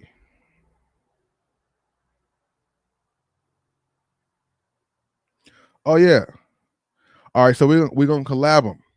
So we got 25 likes here, and we got 7 likes on Bobby Thrift. So we just gonna do it up again. Another shot, man. I appreciate you guys hitting the like button. This is a big shot right here, actually.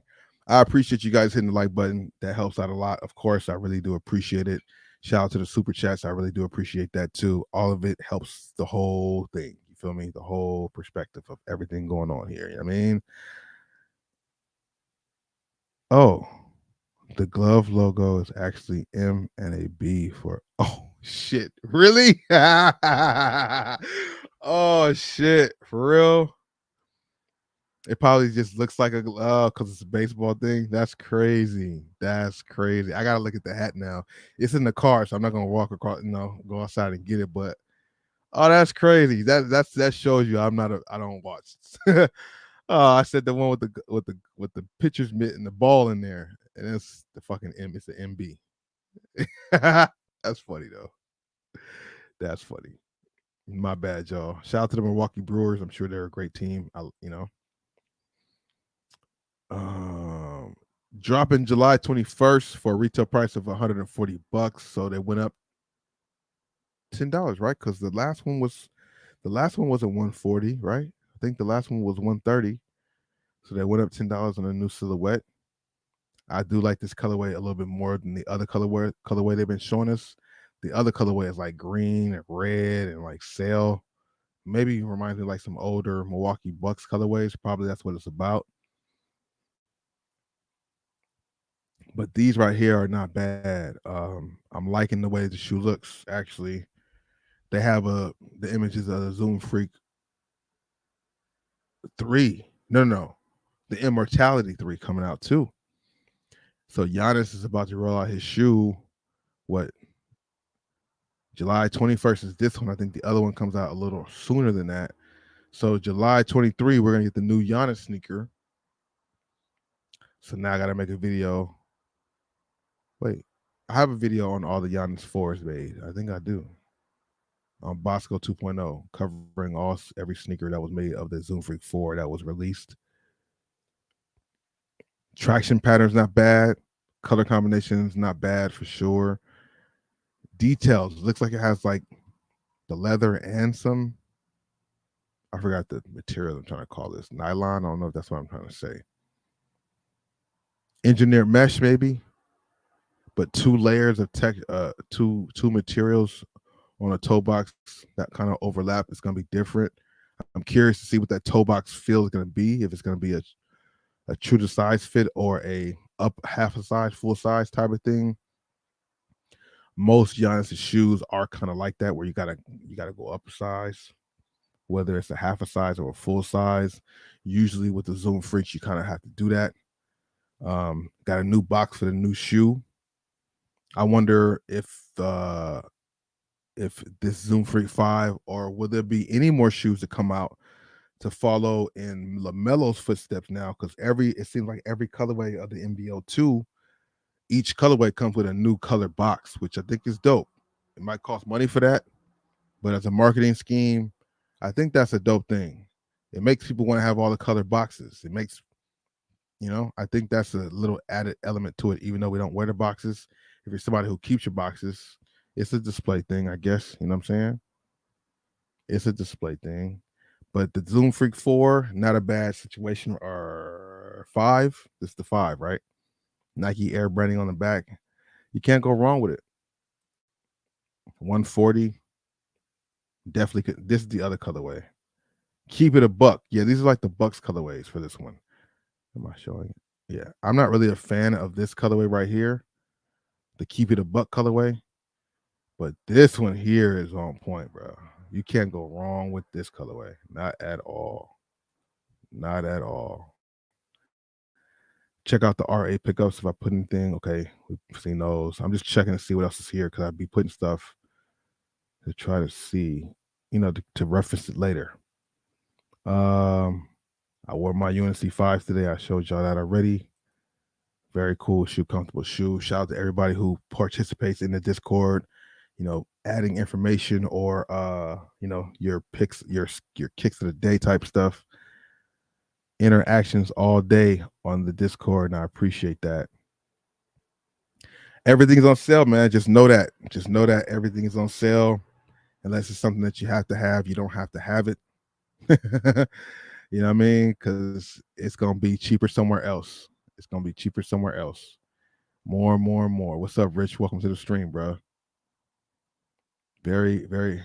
Oh wait, I'm over here. Look at me trying to slide out on my shot. I wasn't really trying to slide out. I just, forgot about it. To all you wonderful people watching from wherever you're watching from, cheers again. Oh my goodness. 11:20. I'm still gonna try to edit a little something before I go to sleep. I think more than likely. Why would I not?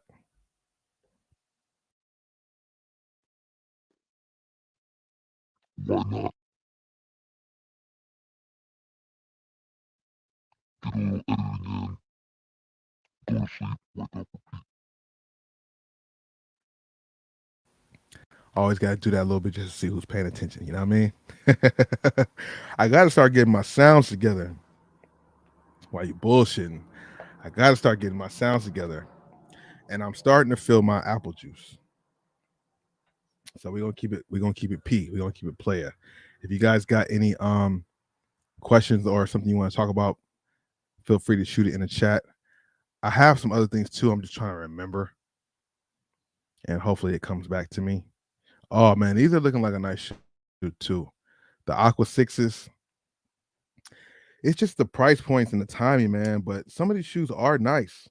It's just the price point and the timing, and just being smart about it. I'm stressing in my Bobby Thrift videos, man, about being picky. It's just important, bro, because a lot of people are not being picky, and they're gonna be in the same predicament I was in last year, which is things that haven't sold that you've been sitting on for a while. And they're not bad products. It's just that you didn't post them at the right time, or you try to post them too high type shit. You know what I mean? You know what I'm saying? Seeing all of these in stores now. A lot of these are popping up in stores. The Trae Young 3. I see what they're trying to do. The Trae Young 3s looks better than the Trae Young 2 and 1, in my opinion. And the Trae Unlimited looks better than the Trae Young 1 and 2 also. You know what I mean? I'm glad to see that Adidas has stepped it up and gave Trae Young his own, to give him his line. He got his apparel, he got his lifestyle sneaker. I think there is a lifestyle sneaker, and now he has a budget model sneaker. Go all in with these guys. You know what I'm saying? Big shout out to everybody here in the stream. I appreciate that. Hit the like button. Let me see what else. I had something else here. So for all the guys out there, single guys, married guys too, shit. This is just a question. You guys can see the ticker scrolling at the bottom. I was watching this podcast. Wow, we got a girl stepping in here right now. What's up, Karen? Welcome to the stream. Perfect time for you to step in here. I appreciate you for sliding through. Hopefully you all good and you don't mind this question right here. But I was watching Back on Fig, this podcast that's out here. Shout out to T-Rel and all them, Smack doing their thing with the podcast. What's the app you use to check the shoes? If you could share. Oh yeah. I use eBay. When I'm out there sourcing, I'm using eBay to check the prices for the shoes. If you're talking about that other screen, that black screen, Gatekeeper. No, I'm playing. The black screen is for GOAT or Alias. But I usually use eBay because that's what most people go by in the retail arbitrage space. And when it comes to regular shoes, people use StockX for the base, just to base your price off of. Most of them. At least you keep it real, bro. Like, we talking about scenarios, not like old ladies and handicapped ladies and stuff like that. But I seen them ask this question to a room full of dudes, and it was a funny ass topic. I wish we could talk about this talking as opposed to texting. You know what I'm saying? Yeah, try eBay for sure. And when you do eBay, make sure after you type in the style code, like the brand, the style code, once that comes up, make sure you hit your filters and go to completed and sold to see what's sold and how recently. You know what I'm saying? Because people have, obviously, people have a whole lot different ask price than what actually sold sometimes, most of the time. You know what I mean? Hey, Hector, you're right about that.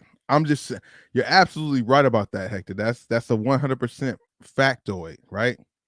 It's just the fact that some girl might think, certain girls might think that's an offensive question, but the question wasn't even asked. It was really just typed and asked there. As a man, when you're out and about, like, how many times are you catching yourself checking out a girl's ass? I'm sorry. I just need to know. I need to know where my brain is. You know what I'm saying? I just need to know.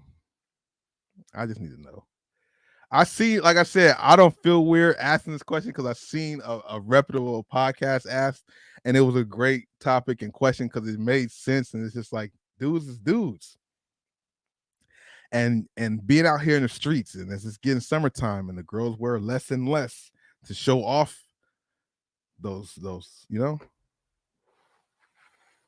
I'm like, if you're sitting there on a stoop, like say you're sitting down real quick, like on a table at the courtyard, and you're checking your phone, and as you you're checking your phone, and as you're looking down at your phone, you hear some girls talking, and you kind of hear them and like coming towards your direction. You look up, you see some girls. Okay, you get back in your phone.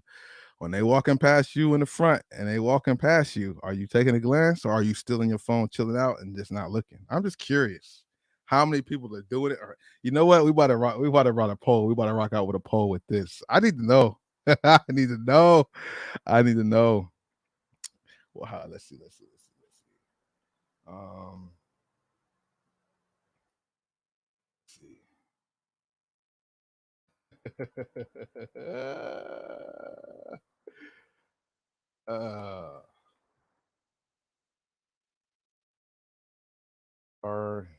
Let's see here.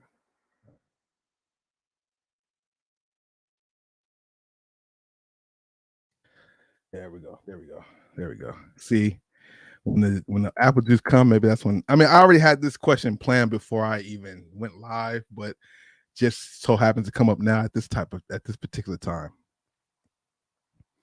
Let's see. Hell yeah. 24 Black says hell yeah. Ain't nothing wrong with that at all. If they making it seem like I'm gonna look like, because some girls know, like they know they got ass and they know dudes be looking, what what happens when you see the girl walking and you could tell she got ass from the front and you think she know that, So she think you're gonna look,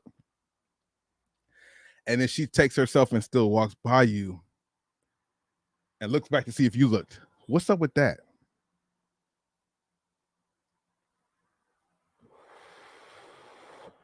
If they looking back at you to see if you looking at they ass, is that like, what is that saying? Is that her saying don't look at my ass, or yeah, you know I got a nice ass, or like, what is that? This is just elaboration off the original question, you know. Some girls you can see it before it even comes. You can see that they say it's in the song, ass so fat you can see it from the front, you know, type thing. So I'm just curious, you know. I only see a few people were responding, so I get it. I ain't pressuring nobody, but I'm just curious. Maybe people in the comments will hit me up and let me know, or even in the DMs will say something. But I'm just curious. It's no big deal. You're gonna look back again. Yep, both. It's both, right? Yeah. Don't look at my ass, but yeah, you know I got an ass. Okay. Okay. I get you. I get what you're saying. I get what you're saying. You know, I think there's definitely like a respect type of thing. Like, speaking for myself, I'm not looking at every single one, especially like if it's people you know and all that type of stuff. Like, no. But when I'm out and about, if it's looking fair game, ain't nothing wrong with a little look, man. A lot of times people wear stuff for you to look, bro. People want attention, believe it or not, especially women. Even though they might say they don't want it, they don't want attention. Just looking, they don't want attention, but then they wear everything for the attention. I don't want to go too deep into that because that sounds like wow. Not saying nothing crazy, but like if it's summertime, you got a fat and you got the sundress on, and you know the sundress is something that people have talked about in movies and videos and comedy. Girls know that when girls know that when they wear the sundress, dudes is seeing to see if they can see something jiggling when they walk by. That's like a given fact. So if you're wearing the stuff that you know this is, you know, it just I don't know. I just want to know. Oh yeah. See, Twiz love know what it is. If you know, there's nothing wrong with get a quick glance. Like, okay. It's just like a natural reaction almost. It's like you have to train yourself to not. No, you ain't gotta train yourself not to. But yeah, sometimes you might. If you go to the beach, you go to Venice Beach right now, this time of year, and you try to keep you can go to Venice Beach right now and play a game with your homie. Like the first person to turn their neck got to give up $20 to the pot or something. Everybody gonna lose. If you got the homies and everybody likes women, y'all all go to the beach and you play that game. First person to break their neck got to put in $10 to the pot, and everybody. It's something, some little game like that. Ain't nobody winning. Ain't nobody winning. Ain't nobody winning. So that's just what's, like I said. I seen that question be asked, which made me know it's not a crazy question to ask. And I'm just curious. Like I said, I'm gonna ask this again at another time when we got maybe a panel and just, you know, because people are responding here too. But yeah, I was just curious, and the let's see if anybody even voted because people might be shy. Okay, we got 100% saying yes. I don't know how many people voted. I don't know why it won't tell me. It won't show me how many people voted until I guess I end the poll. It's kind of weird. But yeah, you know, that's just, you know, a little shits and giggles thing. Just curious to know, man. There's a lot of nice derrieres out there, and I just want to know, am I the only one who looks every now and then, you know? For sure. No cap. You know, and then as you're in the summertime, it just gets a little more tempting and harder not to. It was a great question. It's real shit. If it's people I know, family, friends, of course not. But like randoms and anybody else that's not associated with me and my circle, then it's fair. It's kind of fair game. It's gonna be a glimpse, maybe once or twice, just to see. And it doesn't even mean that nobody's gonna act on it all the time. It's just like it's like the animal instinct inside just wants to be curious. Like, you know, you tame that animal, but it's just like it always just wants to peek real quick. Your eyes just want to take a quick glance, like. And it's just so weird, bro. Like, I seen this today. I was driving and I was at a red light over in Melrose. And we were stopped at this light, and there was this white girl who was crossing the street. I'm just gonna tell you the actions of other people because I didn't do anything. I just laughed at what I saw. It was a girl who wear like some spandex pants, and she had like a white shirt with no bra underneath. And girls be doing that on Melrose like crazy, like wearing stuff with nothing underneath and stuff. Like I'm not complaining. I'm just saying they be doing that. So when the girl's crossing the street, she's crossing the street in front of the cars, and the car next to me had two dudes that like were construction workers. They beeping the horn and whistling like, "Oh man." But I mean, it's etiquette on how you act. I guess you ain't got to put her on blast because her titties was out, but like, I mean, her titties was out. Like, I don't know, bro. It's weird, dude. So yeah, I saw that cart. I saw that question. I was just curious to see, and I'm sure out there in Arizona too, it'd be hot, which means less clothes. You're not wrong if you look. I just wanted to know if I was alone in general. 100% say yes. So I've evidently I'm not alone, and that's good to know. It was 100% yes for the people who voted. So shout out to you. Big shout out to you.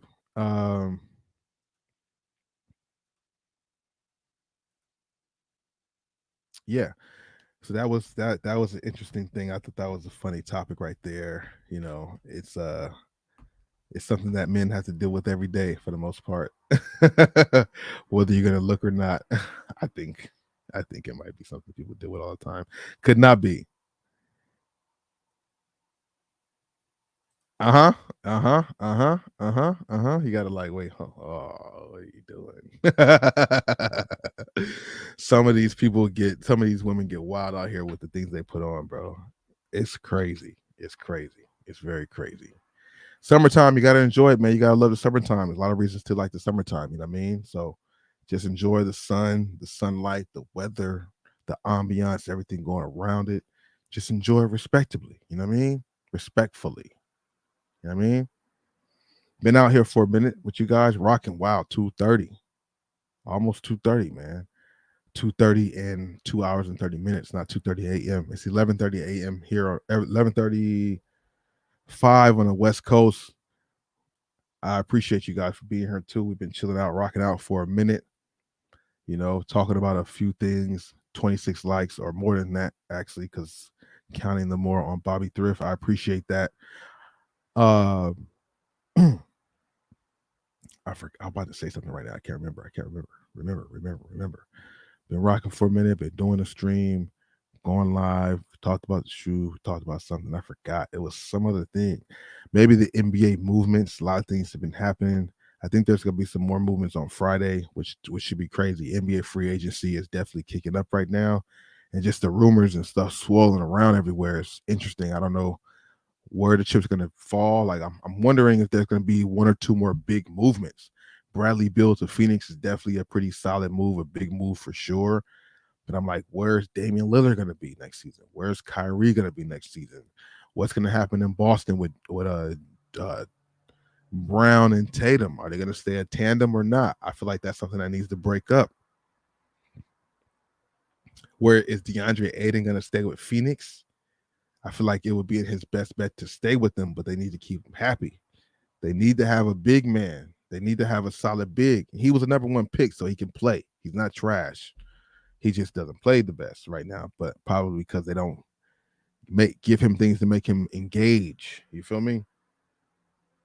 So I don't know, man. Kristaps Porzingis was a move, but we need to know what's up with Dame, what's up with Trey, and what's up with Kyrie. I think there's some potential movement can be done for Trae Young. I think trade only though, but either he might be out or they might be trying to do that. I don't know. Oh yeah, they know exactly what it is, bro. They definitely know exactly what it is.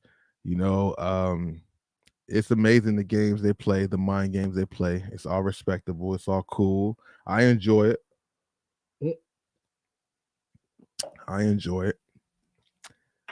One thing that I don't enjoy about that though, I'm just gonna say this. because like there's this my girl watches this YouTuber named Glamazon Tay. Shout out to Glamazon Tay because she does her thing on YouTube. And she's not into guys. That's cool.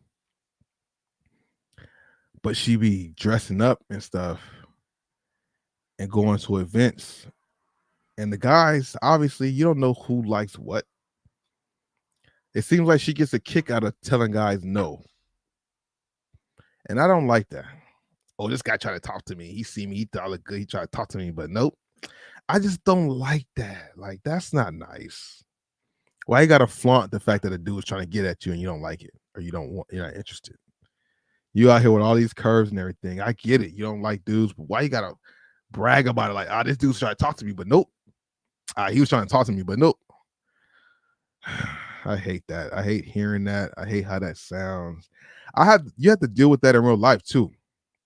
A lot of times you talk to a girl in public, sometimes they think you're trying to get at them. They think you might be trying to use a line to talk to them. And maybe a lot of guys do. Maybe guys that they talked to early in the day or yesterday might have did that. But just because I'm speaking sometime like casually don't mean that I'm trying to shoot my shot.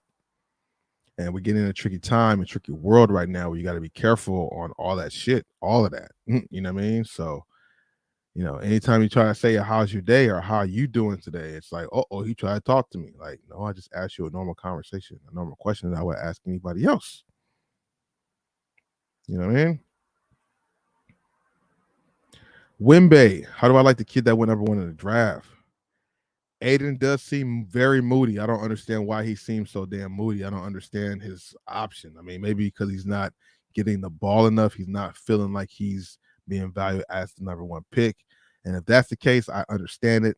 But it seems like it's more than that. Maybe he don't like the coach. I don't know. But maybe he don't like the coach because the coach is telling him to do stuff, but he don't want to do stuff if he's not getting the ball to score too. So you got to understand both sides. I guess that could be the problem or why he might be moody. Wimbe, I talked about him. He's definitely looking promising. Like, it seems like it could be some great stuff with him. It just seems how long can he be healthy? Can he put some size on? Can he handle the league? Even though it's not as physical as it used to be, it's still a pretty physical game. And like I said, I don't think he's been tested like he will be tested in the league as far as the pace of the game, the athleticism, and stuff like that. So I'm really curious to see. I don't know if he's going to play in any summer league games because he's the number one pick. Usually they don't, but he needs to get some type of. Well, a lot of players he would play with in the summer league won't be on the team during regular season anyway. So maybe he doesn't need to play in the summer league. But one would hope to see him in a game or two just to see what that looks like with NBA players, because we've been only seeing him do that in the French league. And no disrespect, that's still not the NBA. I mean, but the French league might be equivalent to what we're going to see in the summer league too, though. So it could be deceiving, but at least let's see it on the court. Let me see the 3-point putback dunk in the NBA, in the NBA setting.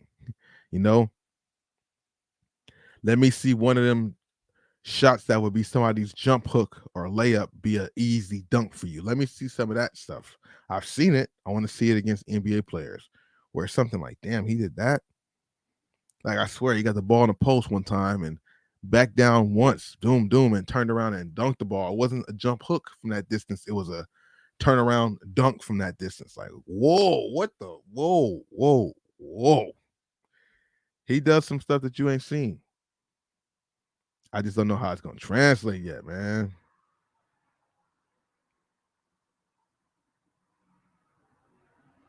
Yeah, you're right. Because the wrong person might give them that attention, and that's when it goes awry. Because some people out here in the world don't know how to act too when they see some nice ass or something. You know what I mean? Mm-hmm. Yep. That's true too. Yep. So that's why it's like a thin line out here between being able to talk and not being able to talk. There's no easy icebreakers no more because everybody thinks the icebreaker is a shot. You know what I mean? The coach is gone now. See how we go from topic to topic? The coach is gone now, so things should be different. You know what I mean? He does play soft. Coach being gone with a new coach, maybe Aiden will get along with the rest of the players. Maybe, him and Booker was seen on camera getting into not getting into a fight, but a discussion, and Booker's trying to talk to the nigga and he not listening. Hopefully that stuff could change or something. You know what I mean? Yeah. Easy to score. Oh, he is going to play in Summer League. That's good to hear. Okay. I wonder how many games, because usually the number one picks don't play too many games. Might be three of the 9 games, 3 of the 12 games. You know what I'm saying? We need to see it though. We need to see it. We need to see it. Everybody wants to see it. I know I want to see it. They're super hyping it up though. Super hyping the boy up.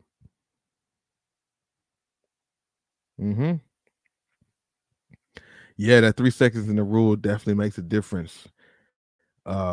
It for sure makes a difference in what he got going on, especially for his type of game on defense and defense against him too. Zones is there, but defense in 3 seconds is there too, so it definitely combats that. Yep. About anything to anybody. About anything to anybody, bro. About anything to anybody. Yeah, I mean, luckily for me, I'm in a situation where I don't have to worry about that stuff, but me as a guy, when you're walking around and you see women and you're approaching their direction, it just it's weird sometimes, man. It gets spooky out there. Drew League and all the leagues coming up too. Hey, and we trying to be there. I'm not trying. It don't matter, but it does matter for content purposes, because I'm trying to do the content up there too. I need to get up there because before you know it, the it's gonna be over with. A lot of dope shoes are being debuted or worn at the Drew League, like it always is. I'm sure UCLA runs will be starting soon if they're not already started. I gotta look out for that. But Kyrie's supposed to come to the Drew this season. Is it gonna be at week 6? Is it gonna be at week 3? Is it gonna be at week 11? When? I would hate to go Saturday, he comes Sunday. I go Sunday, he comes Saturday. I would hate to go Saturday and Sunday and he comes the next weekend. Like, bro, I'm trying to be here with this dude's here so I can get this content in person and see what the shoes he got in person, get that content too.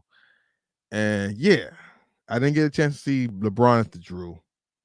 Why not see Uncle Drew at the Drew? Right?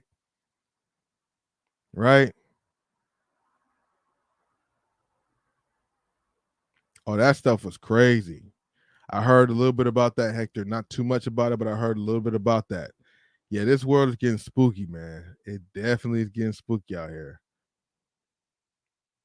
Yeah, that makes sense. That makes a lot of sense. I thought that same thing too. Either he's gonna wear a new Anta 5 shoe, the 5 that he wore, whatever that black shoe he wore, or his new shoe. I'm telling you, that was my thought process with that too. And that's why I want to be there to catch that content live. I want to catch that. You know what I mean? It's gonna be hard to get them shoes, so let me get it in person at least one time before I have to debate on trying to get the shoe later. Yeah, that stuff sucks, man. This world is just it's insane in the membrane. Like, who said that? Cypress Hill. How could I ever forget? It's insane in the membrane. How could I ever forget that, man? Shout out to Cypress Hill, one of the best hip hop groups ever, man. Real talk. Facts plus tax. We respect Tribe Called. Look at me. I'm about to start saying Tribe Called Quest when I was just saying Cypress Hill. What am I doing, bro? It's this.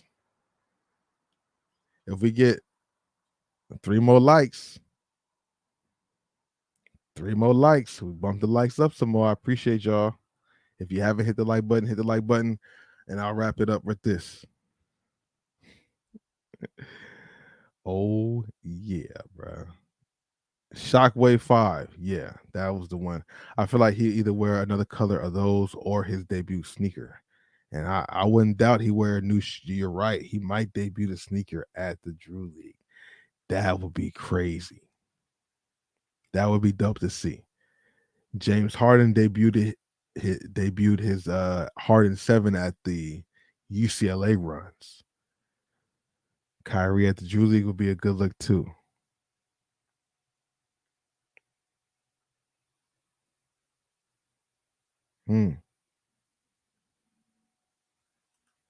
Yeah, that stuff is crazy, bro. You know, when I was out in San Diego, I went to one of the outlets, and then there was another outlet close to it. They said that's right by the border, though. I'm like, I'm not going nowhere near towards the border for shit, even though it's the Tijuana, right? Tijuana. I just know I'm cool. They said it's like right by the border, like you could cross the border kind of right by the outlet. Like, no, I'm cool. I don't need to get nowhere close to that and get mixed up in nothing. No, I'm cool. I stay my ass away from there, man. Nope. I was over there trying to find the outlets and the Nikes and everything. And they said, yeah, man, there's one right there. It's right by the border next to TJ. I'm like, I'm cool. I'm cool.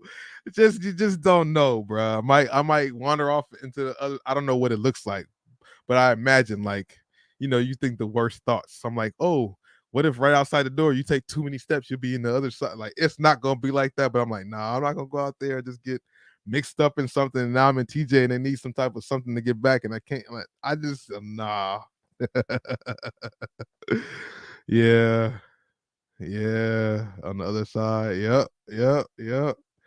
Never been to TJ. Maybe at some point, with a lot of people who speak Spanish fluently. You know, um, yeah. I just talked to one of the home girls who works at the store. Went on a trip. She went to Cuba, and I guess she had the worst time of her life. You got to be careful going to certain places. They might not like everybody there.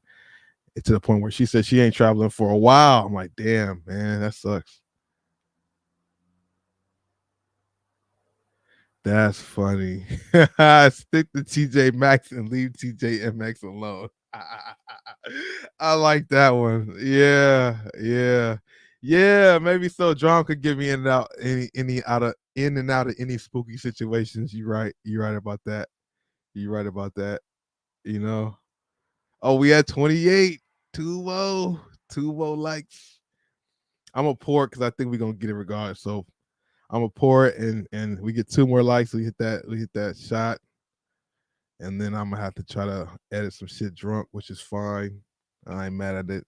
But if you're in the stream and you haven't hit the like button, please do so for your boy, of course. Let me go back to it and see. Oh, all right. We out. We there. We there. A couple more people on Bobby Thrift hit the like button too, man. I really appreciate that. Hit the like button if you're on Bosco 2.0 and you haven't done so also. We had 28 there. We got 17 on Bobby Thrift. I appreciate that. And if there is anybody on Twitch who is here for the second or anything, because I have like 200 followers on Twitch, but not active at all. So I doubt anybody would be here. But, shout out to you if you're out there in Twitch world. I don't know how long this live will stay up on Twitch. Oh, yeah, that Lobos is gone, bro. I finished the Lobos. I've been finished the Lobos. I didn't have none tonight, though. I didn't have no Lobos tonight, but the last bottle I had is gone. My boy, I was gonna buy some more, and my boy told me he's gonna give me some more from him. So I gotta wait. I forgot to grab them when I was there, but when I got the Lobos, when I first started drinking the Lobos, I was on it. I told my boy Gil about it, told him he needed to try it. I gave him a bottle. He liked it. He hit LeBron up. LeBron sent him cases of them. I'm like, God damn, that's the life right there. I'm just gonna hit the maker of it up and have him send me some shit. That's dope. So yeah, next time I go, I got to make sure I take a bottle or two of Lobos because, like I said, they have a black bottle and I think like a blue bottle too. But yeah, I rock with the Lobos. Easy drinking. Shout out to LeBron for doing that, man. You know what I mean? But we about to cheers this one right now. Well, Gills are in a cup.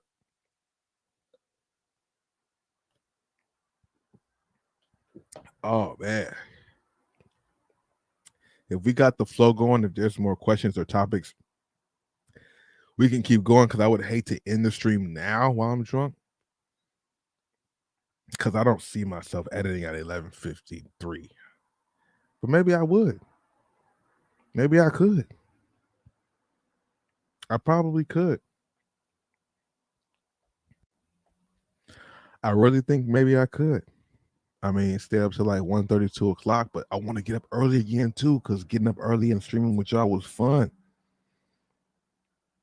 Edit on live, I could, but no, then I wouldn't be focused. I wouldn't be paying attention. It would be like a lot more silence. You know what I mean?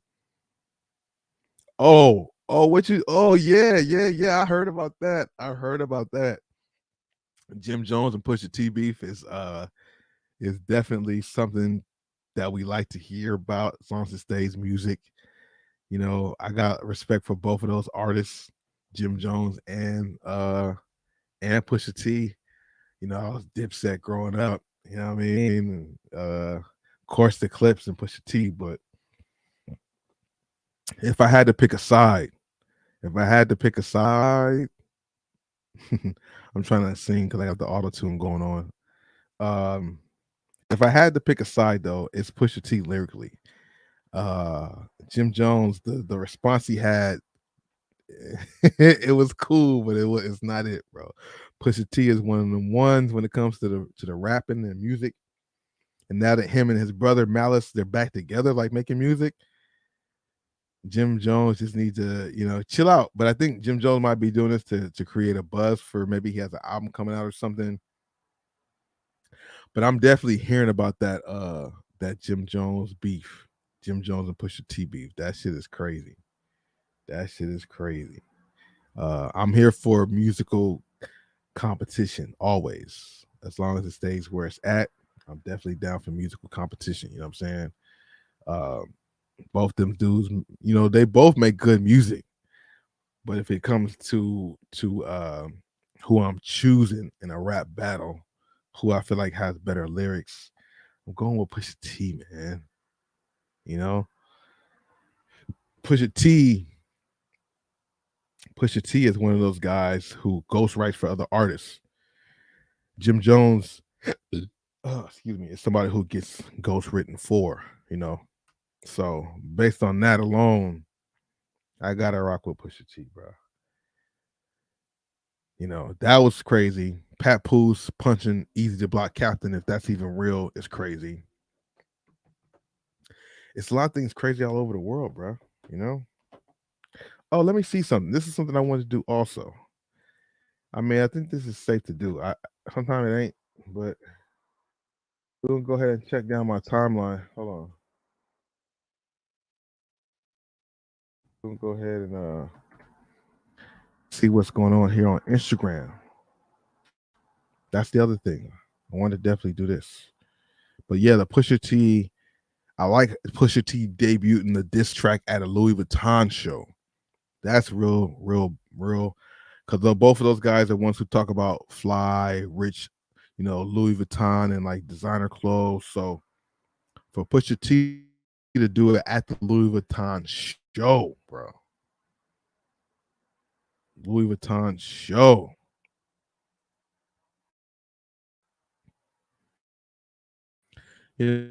One thing, once you post it on Instagram, I mean, it's public information.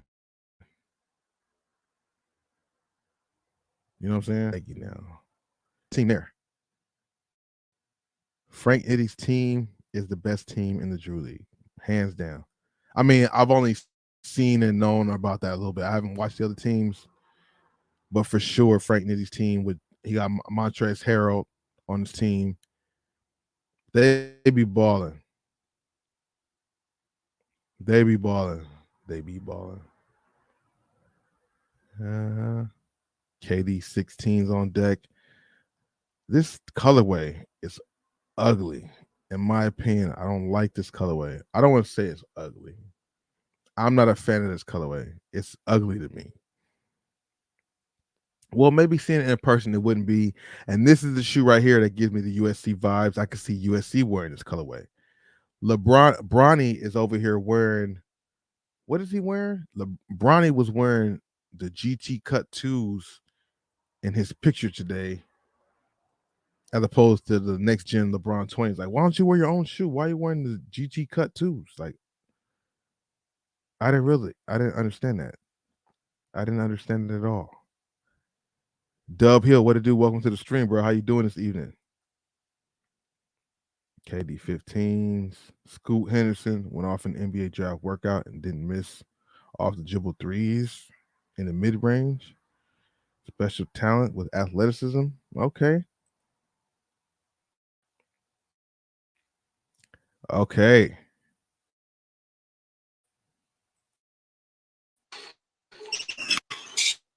On that court, how do I bring that volume?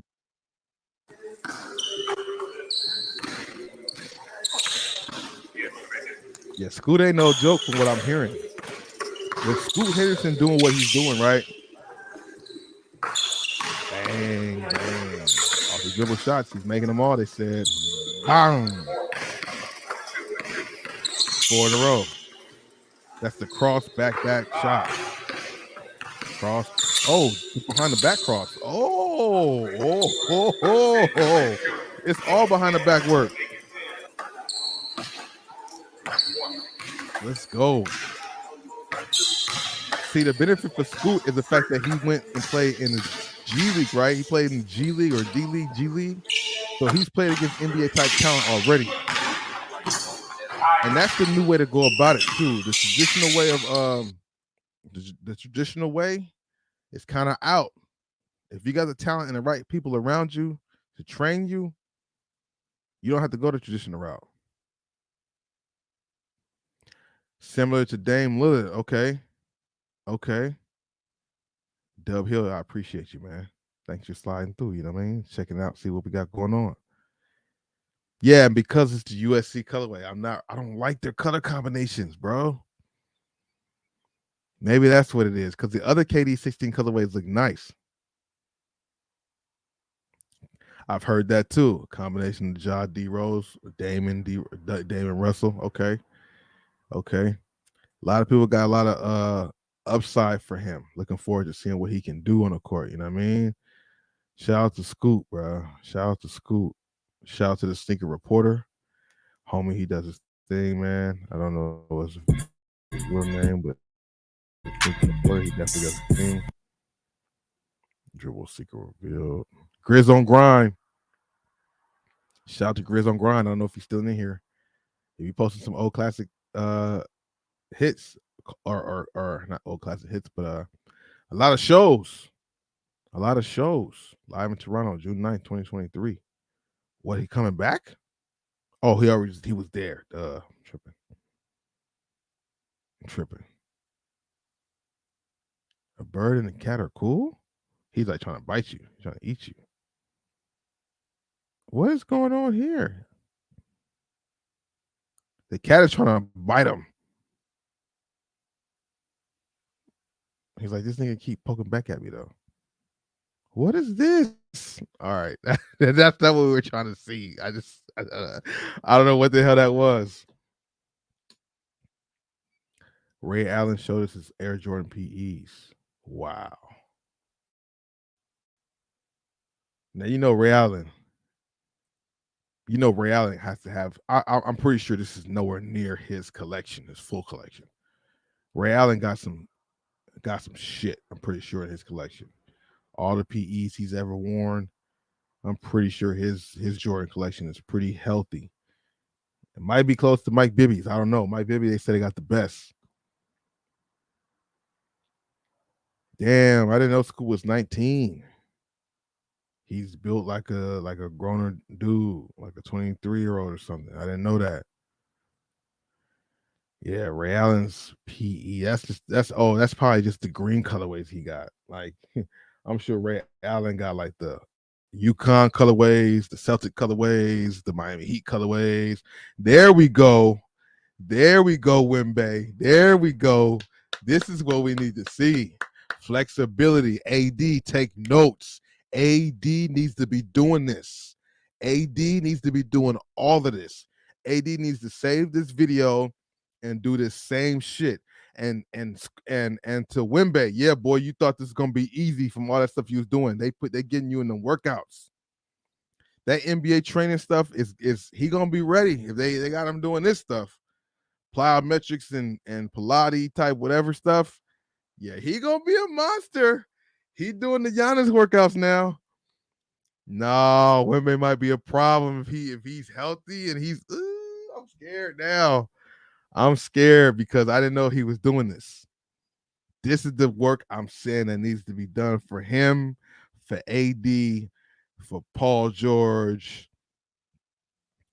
Plyometrics, own body weight, all those plyometrics, Pilates. Pilates is a good way too. Like he building strength. I'm excited for it now. I'm excited. I'm not gonna lie. I'm a little buzz maybe, but I'm excited for it, bro.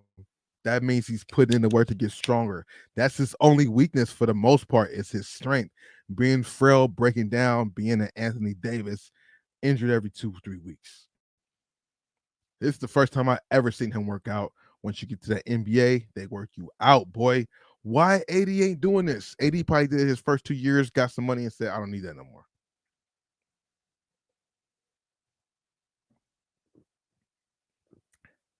We need to see video of Anthony Davis. Yeah, I'm out here. I'm gone, bro.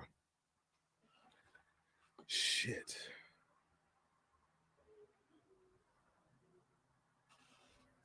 I done bit off more than I could chew.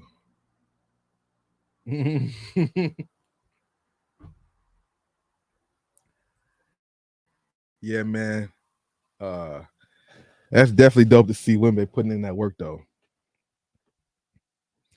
Strength and agility training. And AD needs it badly, bro. AD is probably playing 2K right now. You're absolutely fucking right about that. Anthony Davis is probably playing 2K right now, watching his player in 2K get hurt like he did the viral video that's going around. I wonder how did he feel inside. I don't know if y'all saw that clip earlier this year or last year, whenever it was. There's a clip going viral as my signal's getting messed up. It'll come back in a second. But there's a clip going viral of Anthony Davis playing NBA 2K with the Lakers and his own player, and he gets hurt in the game. He feels rich.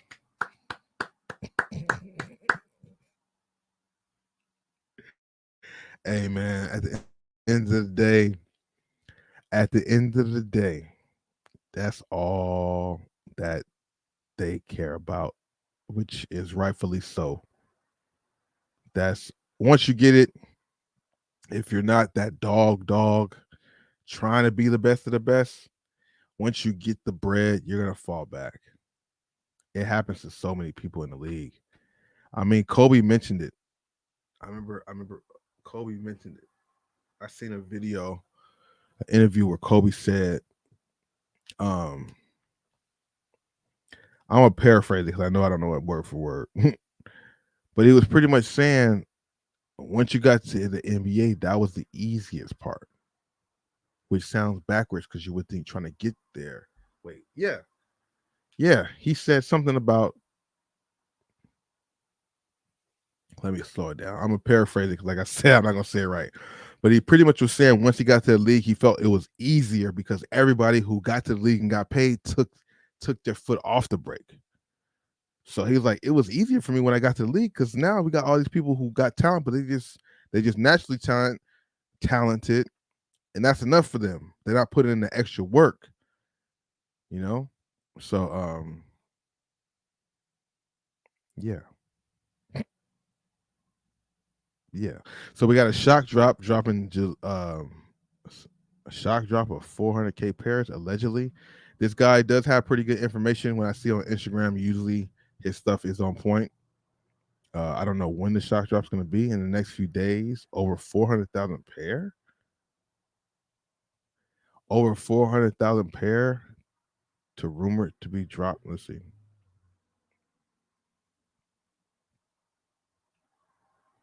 Yeah, so this guy, yeah, so he's smart. He has his sneaker information, but he makes you pay for the official like dates, but he gives you out the gist, like the roundabout. He throws out the net to let you know. But if you want to know, I guess, more information, then I guess, I will never do that. But I would never buy into that. But yeah, that's cool for him. And I'm sure he probably got some people. Because once you get the release date, the official release date, what does that mean? Unless you're a reseller or a botter. But I don't know. But apparently 400,000 pairs on a shock drop, that's crazy. Like, do they think this shoe gonna move like that? I mean, I love it. I think it's gonna be a dope shoe. It might be one of the sneaker of the year candidates, I feel like, but 400,000 pair on the shock drop? How many pairs did they make? Let me hit the like on that. Unlock your growing mobility. Shout out to Hustle B. Shout out to Dame Dash. What's this, like a wheat colorway? Nike Air Force One Cacao. Shout out to Say It With Your Kicks. Say It With the Kicks. Hey, man, AI is a scary thing, bro. I don't know, man. I mean, art imitates life all the time. Are we about to get into iRobot days? It's looking like that could be around the corner. AI is getting smart. AI is doing everything up for. You got humans teaching AI to get paid. They get paid to teach AI shit. Like, that shit is crazy, bro. That shit is wild, bro.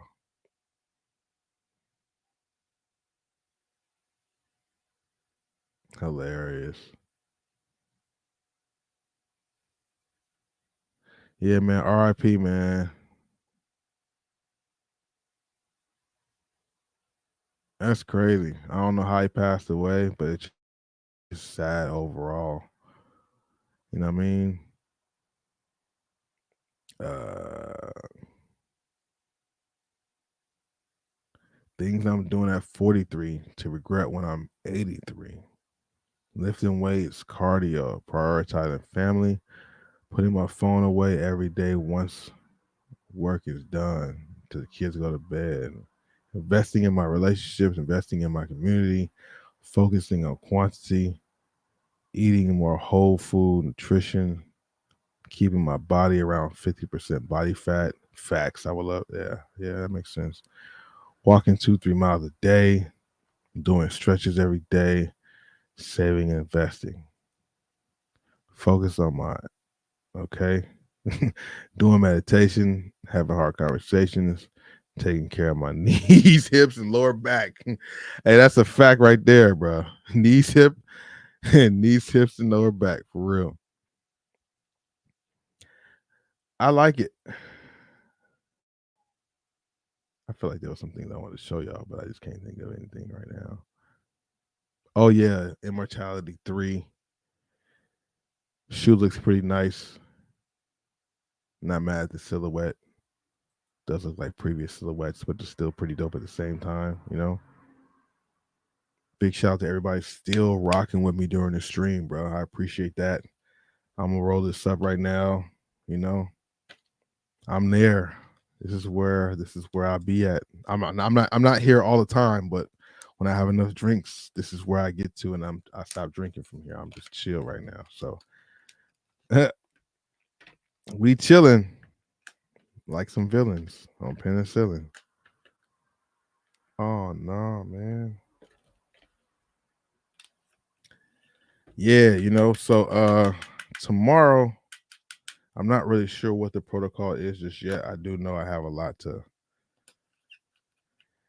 edit and stuff. I got stuff for Bobby Thrift and Bosco 2.0, or Bobby Thrift and Bosco Mitchell. So just stay tuned for that. Also, yeah, big city, big life. Don't forget Houston for Harden. So yeah, man, is he going back there? I mean, all reports have been saying like that's the next move, him to Houston. I don't know how much that makes sense, but it might make some sense. I guess he's going back to a team that's like young. Without they're not They're not competing for nothing. So maybe he's just going back there so he don't have the pressure of having to win now type stuff. He could just ride out the rest of his career, having fun playing basketball. Which I'm not gonna lie, like at one point you can respect that. The man put in his years, try to do his time. If he just wants to ride out the rest of his career just being a good baller and not really trying to go for championships, it is what it is. That's his choice. His talent will make you think he would have at least a ring, but rings don't just come by the dozen. And now that I think about it, even though he's one of my favorite players to watch in the league, James Harden's definitely in the top 3 or 5 of players to watch. LeBron, Kyrie, maybe James Harden number 3. Um, game is very similar to the homies game, so that's why I like to watch it. I like to watch my friend's game in new millennium aspect. Him and Harden, him and Damian Lillard. You know what I mean? Watching both of those guys play, it just brings back memories. To be dead honest with you, but if Harden go back to Houston, that's just to ride it out and enjoy the rest of his NBA career. I would think that he won a ring, but maybe he don't. Not everybody wants a ring because rings ain't that easy to come by. You know what I'm saying? Nowadays, you can't really win one unless you join up with a bunch of players, which he's done before, but it didn't work. And there's rumors that they're trying to make that work too. Like, there's a rumor of him going to Phoenix too. I mean, maybe that rumor was more prevalent before Bradley Beal came, but they were talking about that at one point too. And then they were talking about Kyrie coming to Phoenix too. I'm like, they just tried that in Brooklyn though. You know, Blaze time is nice. Definitely Dub Hill. We getting situated right now, my dude. You know what I mean? Getting it together right now. Atlanta, I heard, has a lot of distractions as well. Didn't they just trade the guy who catches all the lobs, Collins? I think Collins just got traded from their team, right? He was a pretty viable point. He was a valuable. Slow down. He was a pretty valuable asset to the team, from what I remember. Him and Trey Young was the 1-2 punch. So with him being gone, does that mean they're about to move off of Trey Young too? And just have DeJounte Murray as the forefront of the team, because DeJounte Murray is a budding star in the league for sure. But I think it looks good with DeJounte Murray and Trey Young in the backcourt. That's a solid backcourt. That's offense and defense on the what's the boy name I just said his name? Damn, what's the boy I just said? Y'all know who I'm talking about. The guy besides Trey Young. I was about to call him Tobias Harris, but that's the guy who played for Philly. What's the nigga name? I just said his name. Oh man, the dude played for Spurs, plays for Atlanta. DeJounte Murray. There we go. I got it. All right, cool. Yeah, Collins got traded to the Jazz. They wanted to trade him for years now. So yeah, I seen the picture that had Collins, Laurie Markkinen, and Jordan Clarkson as like their big 3, which is like a youthful big 3. But word is that Jordan Clarkson might be trying to come back to LA, or LA trying to scoop him up too. I don't know. You making a blunt also for sure. Let's do it, Grizz. Let's do it. You know what I mean? Both Murray and Young. They probably trade Young before trading Murray. Yeah, that's what I'm hearing. That's what I'm saying. So Collins out of here. He was the 1-2 with Trey Young. So if they traded the 2 punch of the 1-2, I would assume that means Trey Young about to leave. They're gonna have DeJounte be that one guy with whoever else they bring in from the draft or maybe some trades. But Atlanta's not a spot right now where a lot of free agents are rolling to. Like, people aren't breaking their necks trying to get to Atlanta. So Trey Young leaving is the best thing for him, obviously. Definitely the best thing for him. You know what I mean? Yeah. Yeah. So that's gonna be crazy to see what happens in Atlanta. You know, keeping them relevant. Maybe they won't be so relevant this season. I heard Sacramento is interested in Kuzma. So Washington's going through some stuff, huh? Washington is switching it up a little bit. Washington is switching it up a little bit. Um, that's for I'm tripping because I'm over here scrolling. Ooh, look at this. That's a nice colorway. Immortality 3. That's a pretty cool colorway right there. I like this colorway better than that black and white colorway we saw earlier in the stream. Not a bad colorway right here. I can dig this. This I can dig right here. Immortalities are comfortable. I tried one of them on at the outlet not too long ago. They're true to size fit. They're a lightweight shoe. They're definitely a budget model shoe. I mean, they're a shoe that you could definitely hoop in and play play basketball in.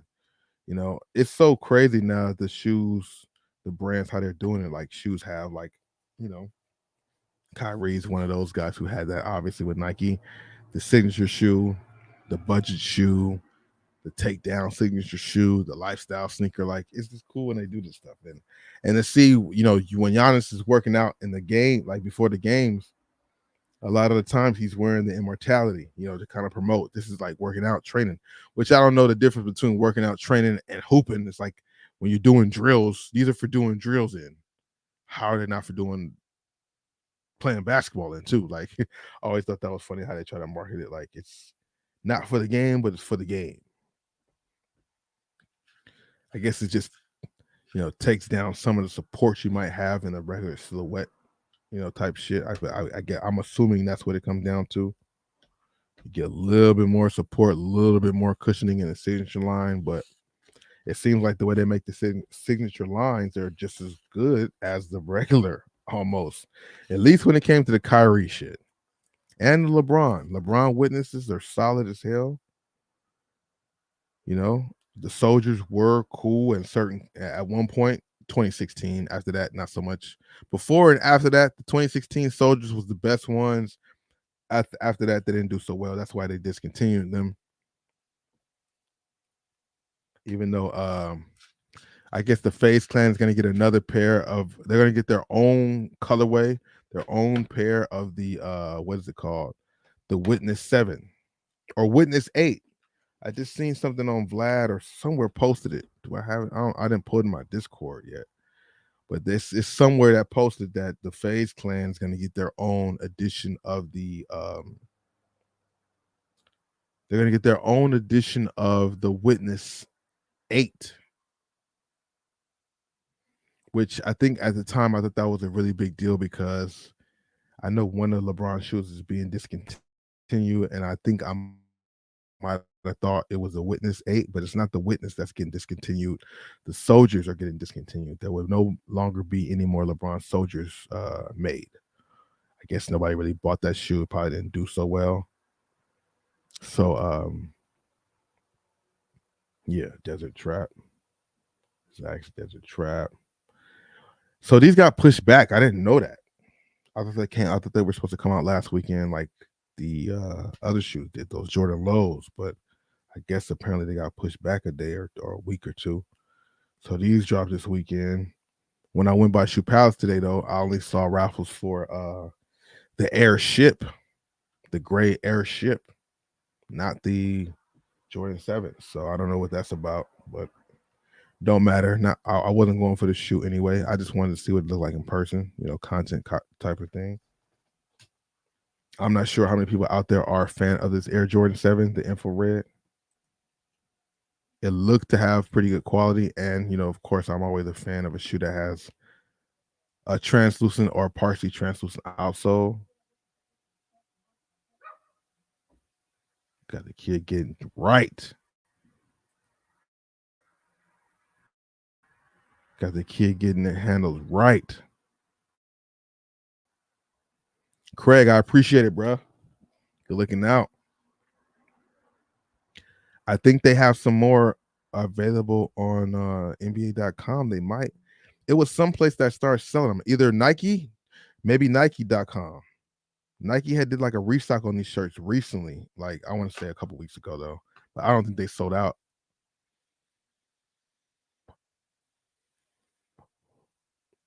Oh, Fat Boy Kicks. Yeah, man. I have Funko Pops on my website. I do have a few still in my collection personally. Um, I don't collect them as crazy as like I just don't. I'm not like a really really big collector, but a couple of them that stand out, I'll grab them. I mean, the ones that I kept from my collection are like the basketball ones, the James Harden Houston Rockets, the LeBron 75th anniversary. I got a Lonzo Ball Funko on the Lakers. I think that's all. I think that's it for my basketball. Oh no, I have a Kawhi bobblehead. But yeah, I got some Funkos. I'm not really collecting them. If I find a Kyrie Funko, I'll probably grab that just to have it in my collection. But yeah, the ones I have is just really for sale on my website for now. Funkos are pretty dope though. And that Funko store in Glendale, man, they got a crazy amount of Funkos for real. That whole store, they got every. But I was looking for Kyrie there, I didn't see there. I'm like, damn. Oh, you got Jordan Funkos? Yes, sir. I do have the Jordan Funko. It's not next to me though, but the UNC one of those UNC ones. Yeah, Kyrie's is hard to find. That's crazy. You wouldn't think it would be. You guys hear the helicopter? Like I said, if it's not motorcycles, ambulances, it's helicopters.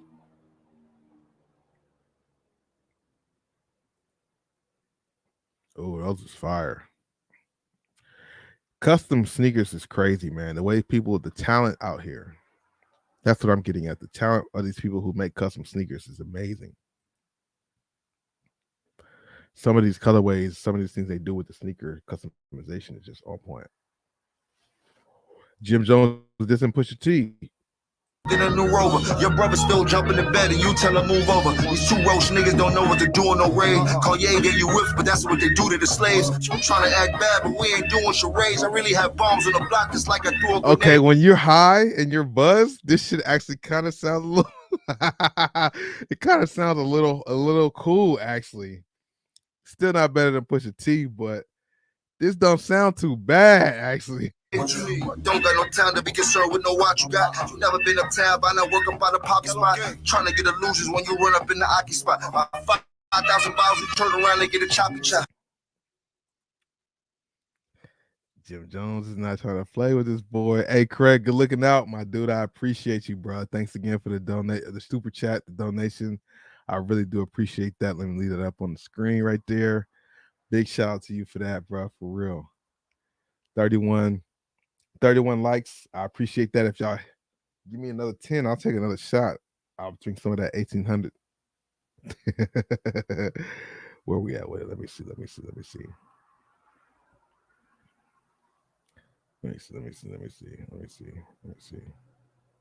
Yeah.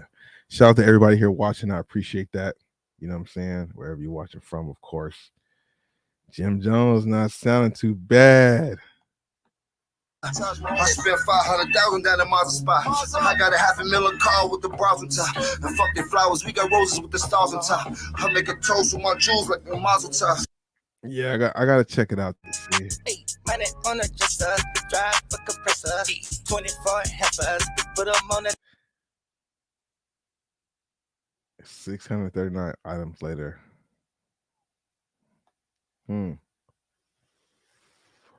Shout out to 2J's Kicks, bro. Oh, he spent that at the Bape store. Pulls up to New York versus New York tournament. What about that New York versus LA tournament that just happened over the weekend? Dykeman versus Drew League, and Drew League won. Drew League kicked their ass, actually. I was kind of happy to see that. Shout out to the East Coast, though, because I love y'all, and I love y'all for hooping, too, but that's kind of crazy to see Dykeman got blown out by Frank Nitty's team out here in LA. I wonder, will they be able to get some get back in the East Coast this year? You know, can they make that work? Can they make that work out? Can they make that work out or something?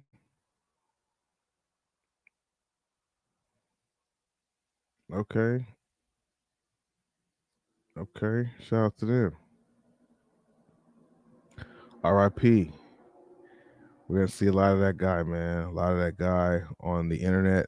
You know, it's a shame. I don't know how he passed. It just sucks that that happened to him. R.I.P. to him, and condolences to his family, man, because that just sucks dealing with a loss. Period.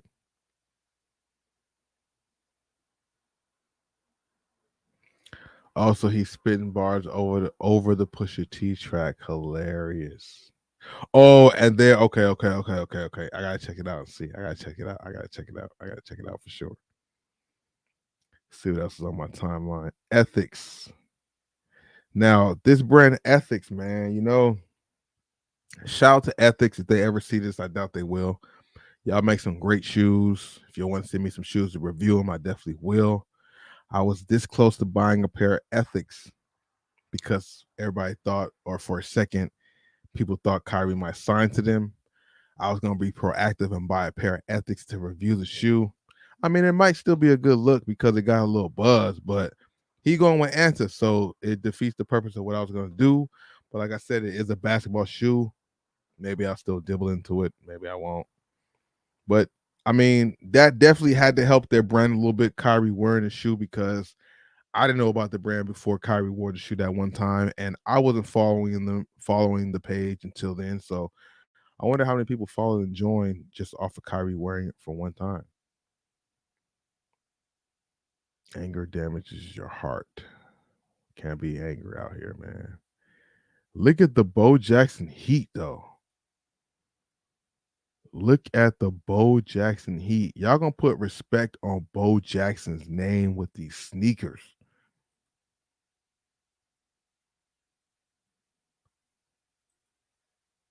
Yeah, I love these ones. These ones was the ones for me. Bo Jackson hard. We ain't never had one like him before. Nothing before, none to come. None before, none to come. We don't have nobody else out here doing Bo Jackson. I don't think he really played hockey. He probably could have played basketball, but to do football and baseball at a high level, besides Dion, who else? But these with the strap over, I had these. I believe this actual colorway. This was a classic shoe. They need to bring them back again. They're bringing back the old Kobe Hirachis and stuff. This needs to fall right in line with that. This needs to fall right in line with that, bro. I'm not even gonna lie to you. It needs to fall right in line. I like those. I'm a fan of those. You know? Yeah, Dope Hill. You know what I'm talking about, man. Of course, those are cool too. Yeah, I it's weird, man. You got so many shoes on the market, from newer shoes to newest shoes to recently new shoes. What about all them old shoes that we want to bring back? There's just so many shoes. Why are there so many shoes in the world? Okay, wait, is that getting too deep? I'm just like thinking though, like, why is there like a billion shoes? I mean, I know there's a lot of people and you need something for everybody to grab, but like a lot of silhouettes from a lot of brands. I mean, and it don't make no sense now. And now there's more brands stepping into the game, competing for shelf life. Nike, Adidas, Reebok, Puma, On Running, Brooks, New Balance, Fila, Converse. A lot to choose from. A lot of brands.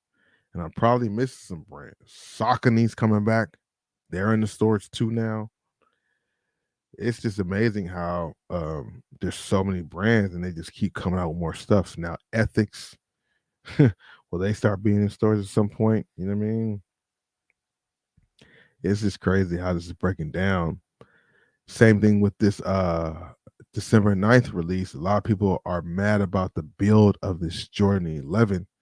I will have a video speaking about this on Bosco 2.0 coming shortly. If not tomorrow, the day after that. But it's crazy that they switched it up on us, even though even though these shoes kind of do this over time, that outsole that people are griping about, your outsole kind of changes that color over time anyway. I just feel like it's just them putting the age look on the shoe like they do everything else. They maybe should not have done it to a Jordan 11. You know, you can't play too many games with the Jordan 11 Rashad McCats. You can't play too many games with the Air Jordan 11 Rashad McCants. That's the shoe you don't mess with, whether it's replica, custom, or just a wild colorway. I do like the fact that they got the apparently they have the, it's a leather upper as opposed to the like that mesh upper. That's different. That's different. That's pretty dope. A leather upper with the same black patent leather, but you got the gold hints on the Jordan logo and the back. But you got a cream or milky outsole as opposed to a translucent clear outsole. But it might look better in person than it does the pictures. You know what I'm saying? They're giving the Jordan 11 that aged look. I guess that's the whole point of it. It's for it to have an aged look. But that's why the outsole is that color. Like they've been doing with all the other Jordans out there with the aged look. Why not do it to a Jordan 11 too? Even though I'm not super a fan of it, but apparently some people out there might be because they're making them and not everybody hates them. Classic shoe right here. The Concord Kobe 6s. Those are crazy. 1,000,001 colorways of just dope shoes, bro. Just dope shoes, bro. Shout out to her. Don't know who that is. Drake gives Toronto Raptors rookie a unique shout out with the player's last name. Toronto. Shout out to Toronto. Toronto. Very interesting. Not a lot of this.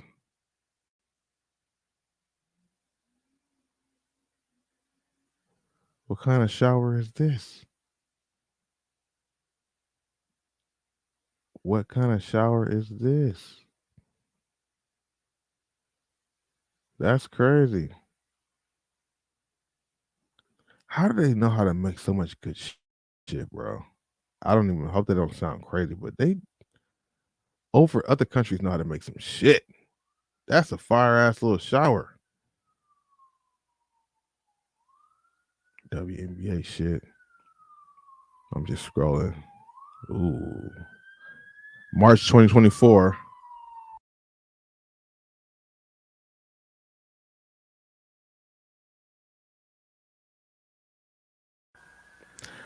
Okay, that was the cops going by. Something happened, I guess. What happened to that boy?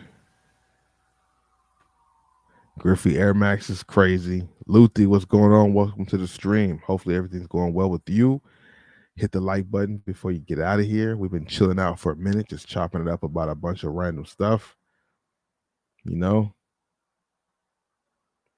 going through my Instagram timeline just to see what's around. Does anybody else use that part of their shoe to lace it up? What do you guys think about this lace job right here? I think that is some unique shit. Oh, what do you? Oh, that's tough. That's tough. Yo, this is a dope situation right here. I don't know about that. Oh man. Can you do other shoes like that or just dunks? What? I think that's a dope concept right there. You don't have to lace the shoe, like tie it up. It looks like you might be able to slide that on and off. I like that, man. You can learn something from the internet, man. The internet got a little bit of something for everybody, bro. The internet got something for everybody, bro. It's amazing how they do. It's amazing how they do. It's amazing. Ooh. Blue toes with the blue laces or the black laces. You going with the blue laces or the black laces? The blue laces look pretty mean. The black laces is kind of hidden, but that blue, I really feel like I'm gonna grab a pair of these. Damn, lace swap. You know I love to do lace swapping. The blue laces do look nice on that though, because it's a black like lace area. The tongue's black, so that blue over that. That's pretty mean, man. That's pretty mean right there. One of the best sneakers of the year. I'm telling you, the Jordan 1 UNC. I'm not lying. I'm not lying. One of the best. We the best like Khaled. You know,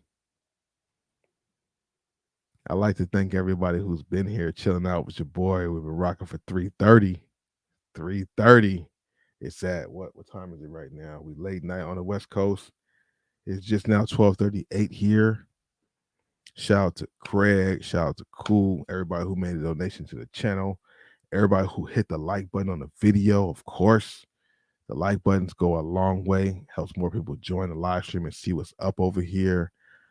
Of course, we'll probably chop some things up, maybe a clip or two. You know what I mean? So just pay attention to the channel, what we got going on. Don't want to hold y'all too long. I've been holding y'all for 3:30 already. I'm about to get out of here. Have a great night. I'm fucked up right now, man. I'm not gonna lie. I messed up, not effed up, but I messed up. But if I can get up in the morning, maybe we'll come back in the morning again. It's only 12:39. I'm not past my bedtime from getting up at 6. So we shall see. If not, I'll see you guys soon. There'll be videos coming. Bosco Mitchell, Bosco 2.0, Bobby Thrift, live streams, Bosco 2.0, Bosco Mitchell, or Bosco's, wow, Bosco everything. Bosco'sGoodies.com. Check out the website. Just check out the items and see if there's anything there you like. If you don't like it, you don't have to buy it, obviously. But just check it out and check often because I upload products often there. If I don't stop myself, I will keep rambling right now. So I'm gonna stop myself right now, man. All you guys have a great night. I appreciate y'all coming through. Damn, man, liquor is shit popping. But yeah, I'm about to get out of here, man. Have a good night. Be safe wherever you guys are in the world. Until we meet again, deuces.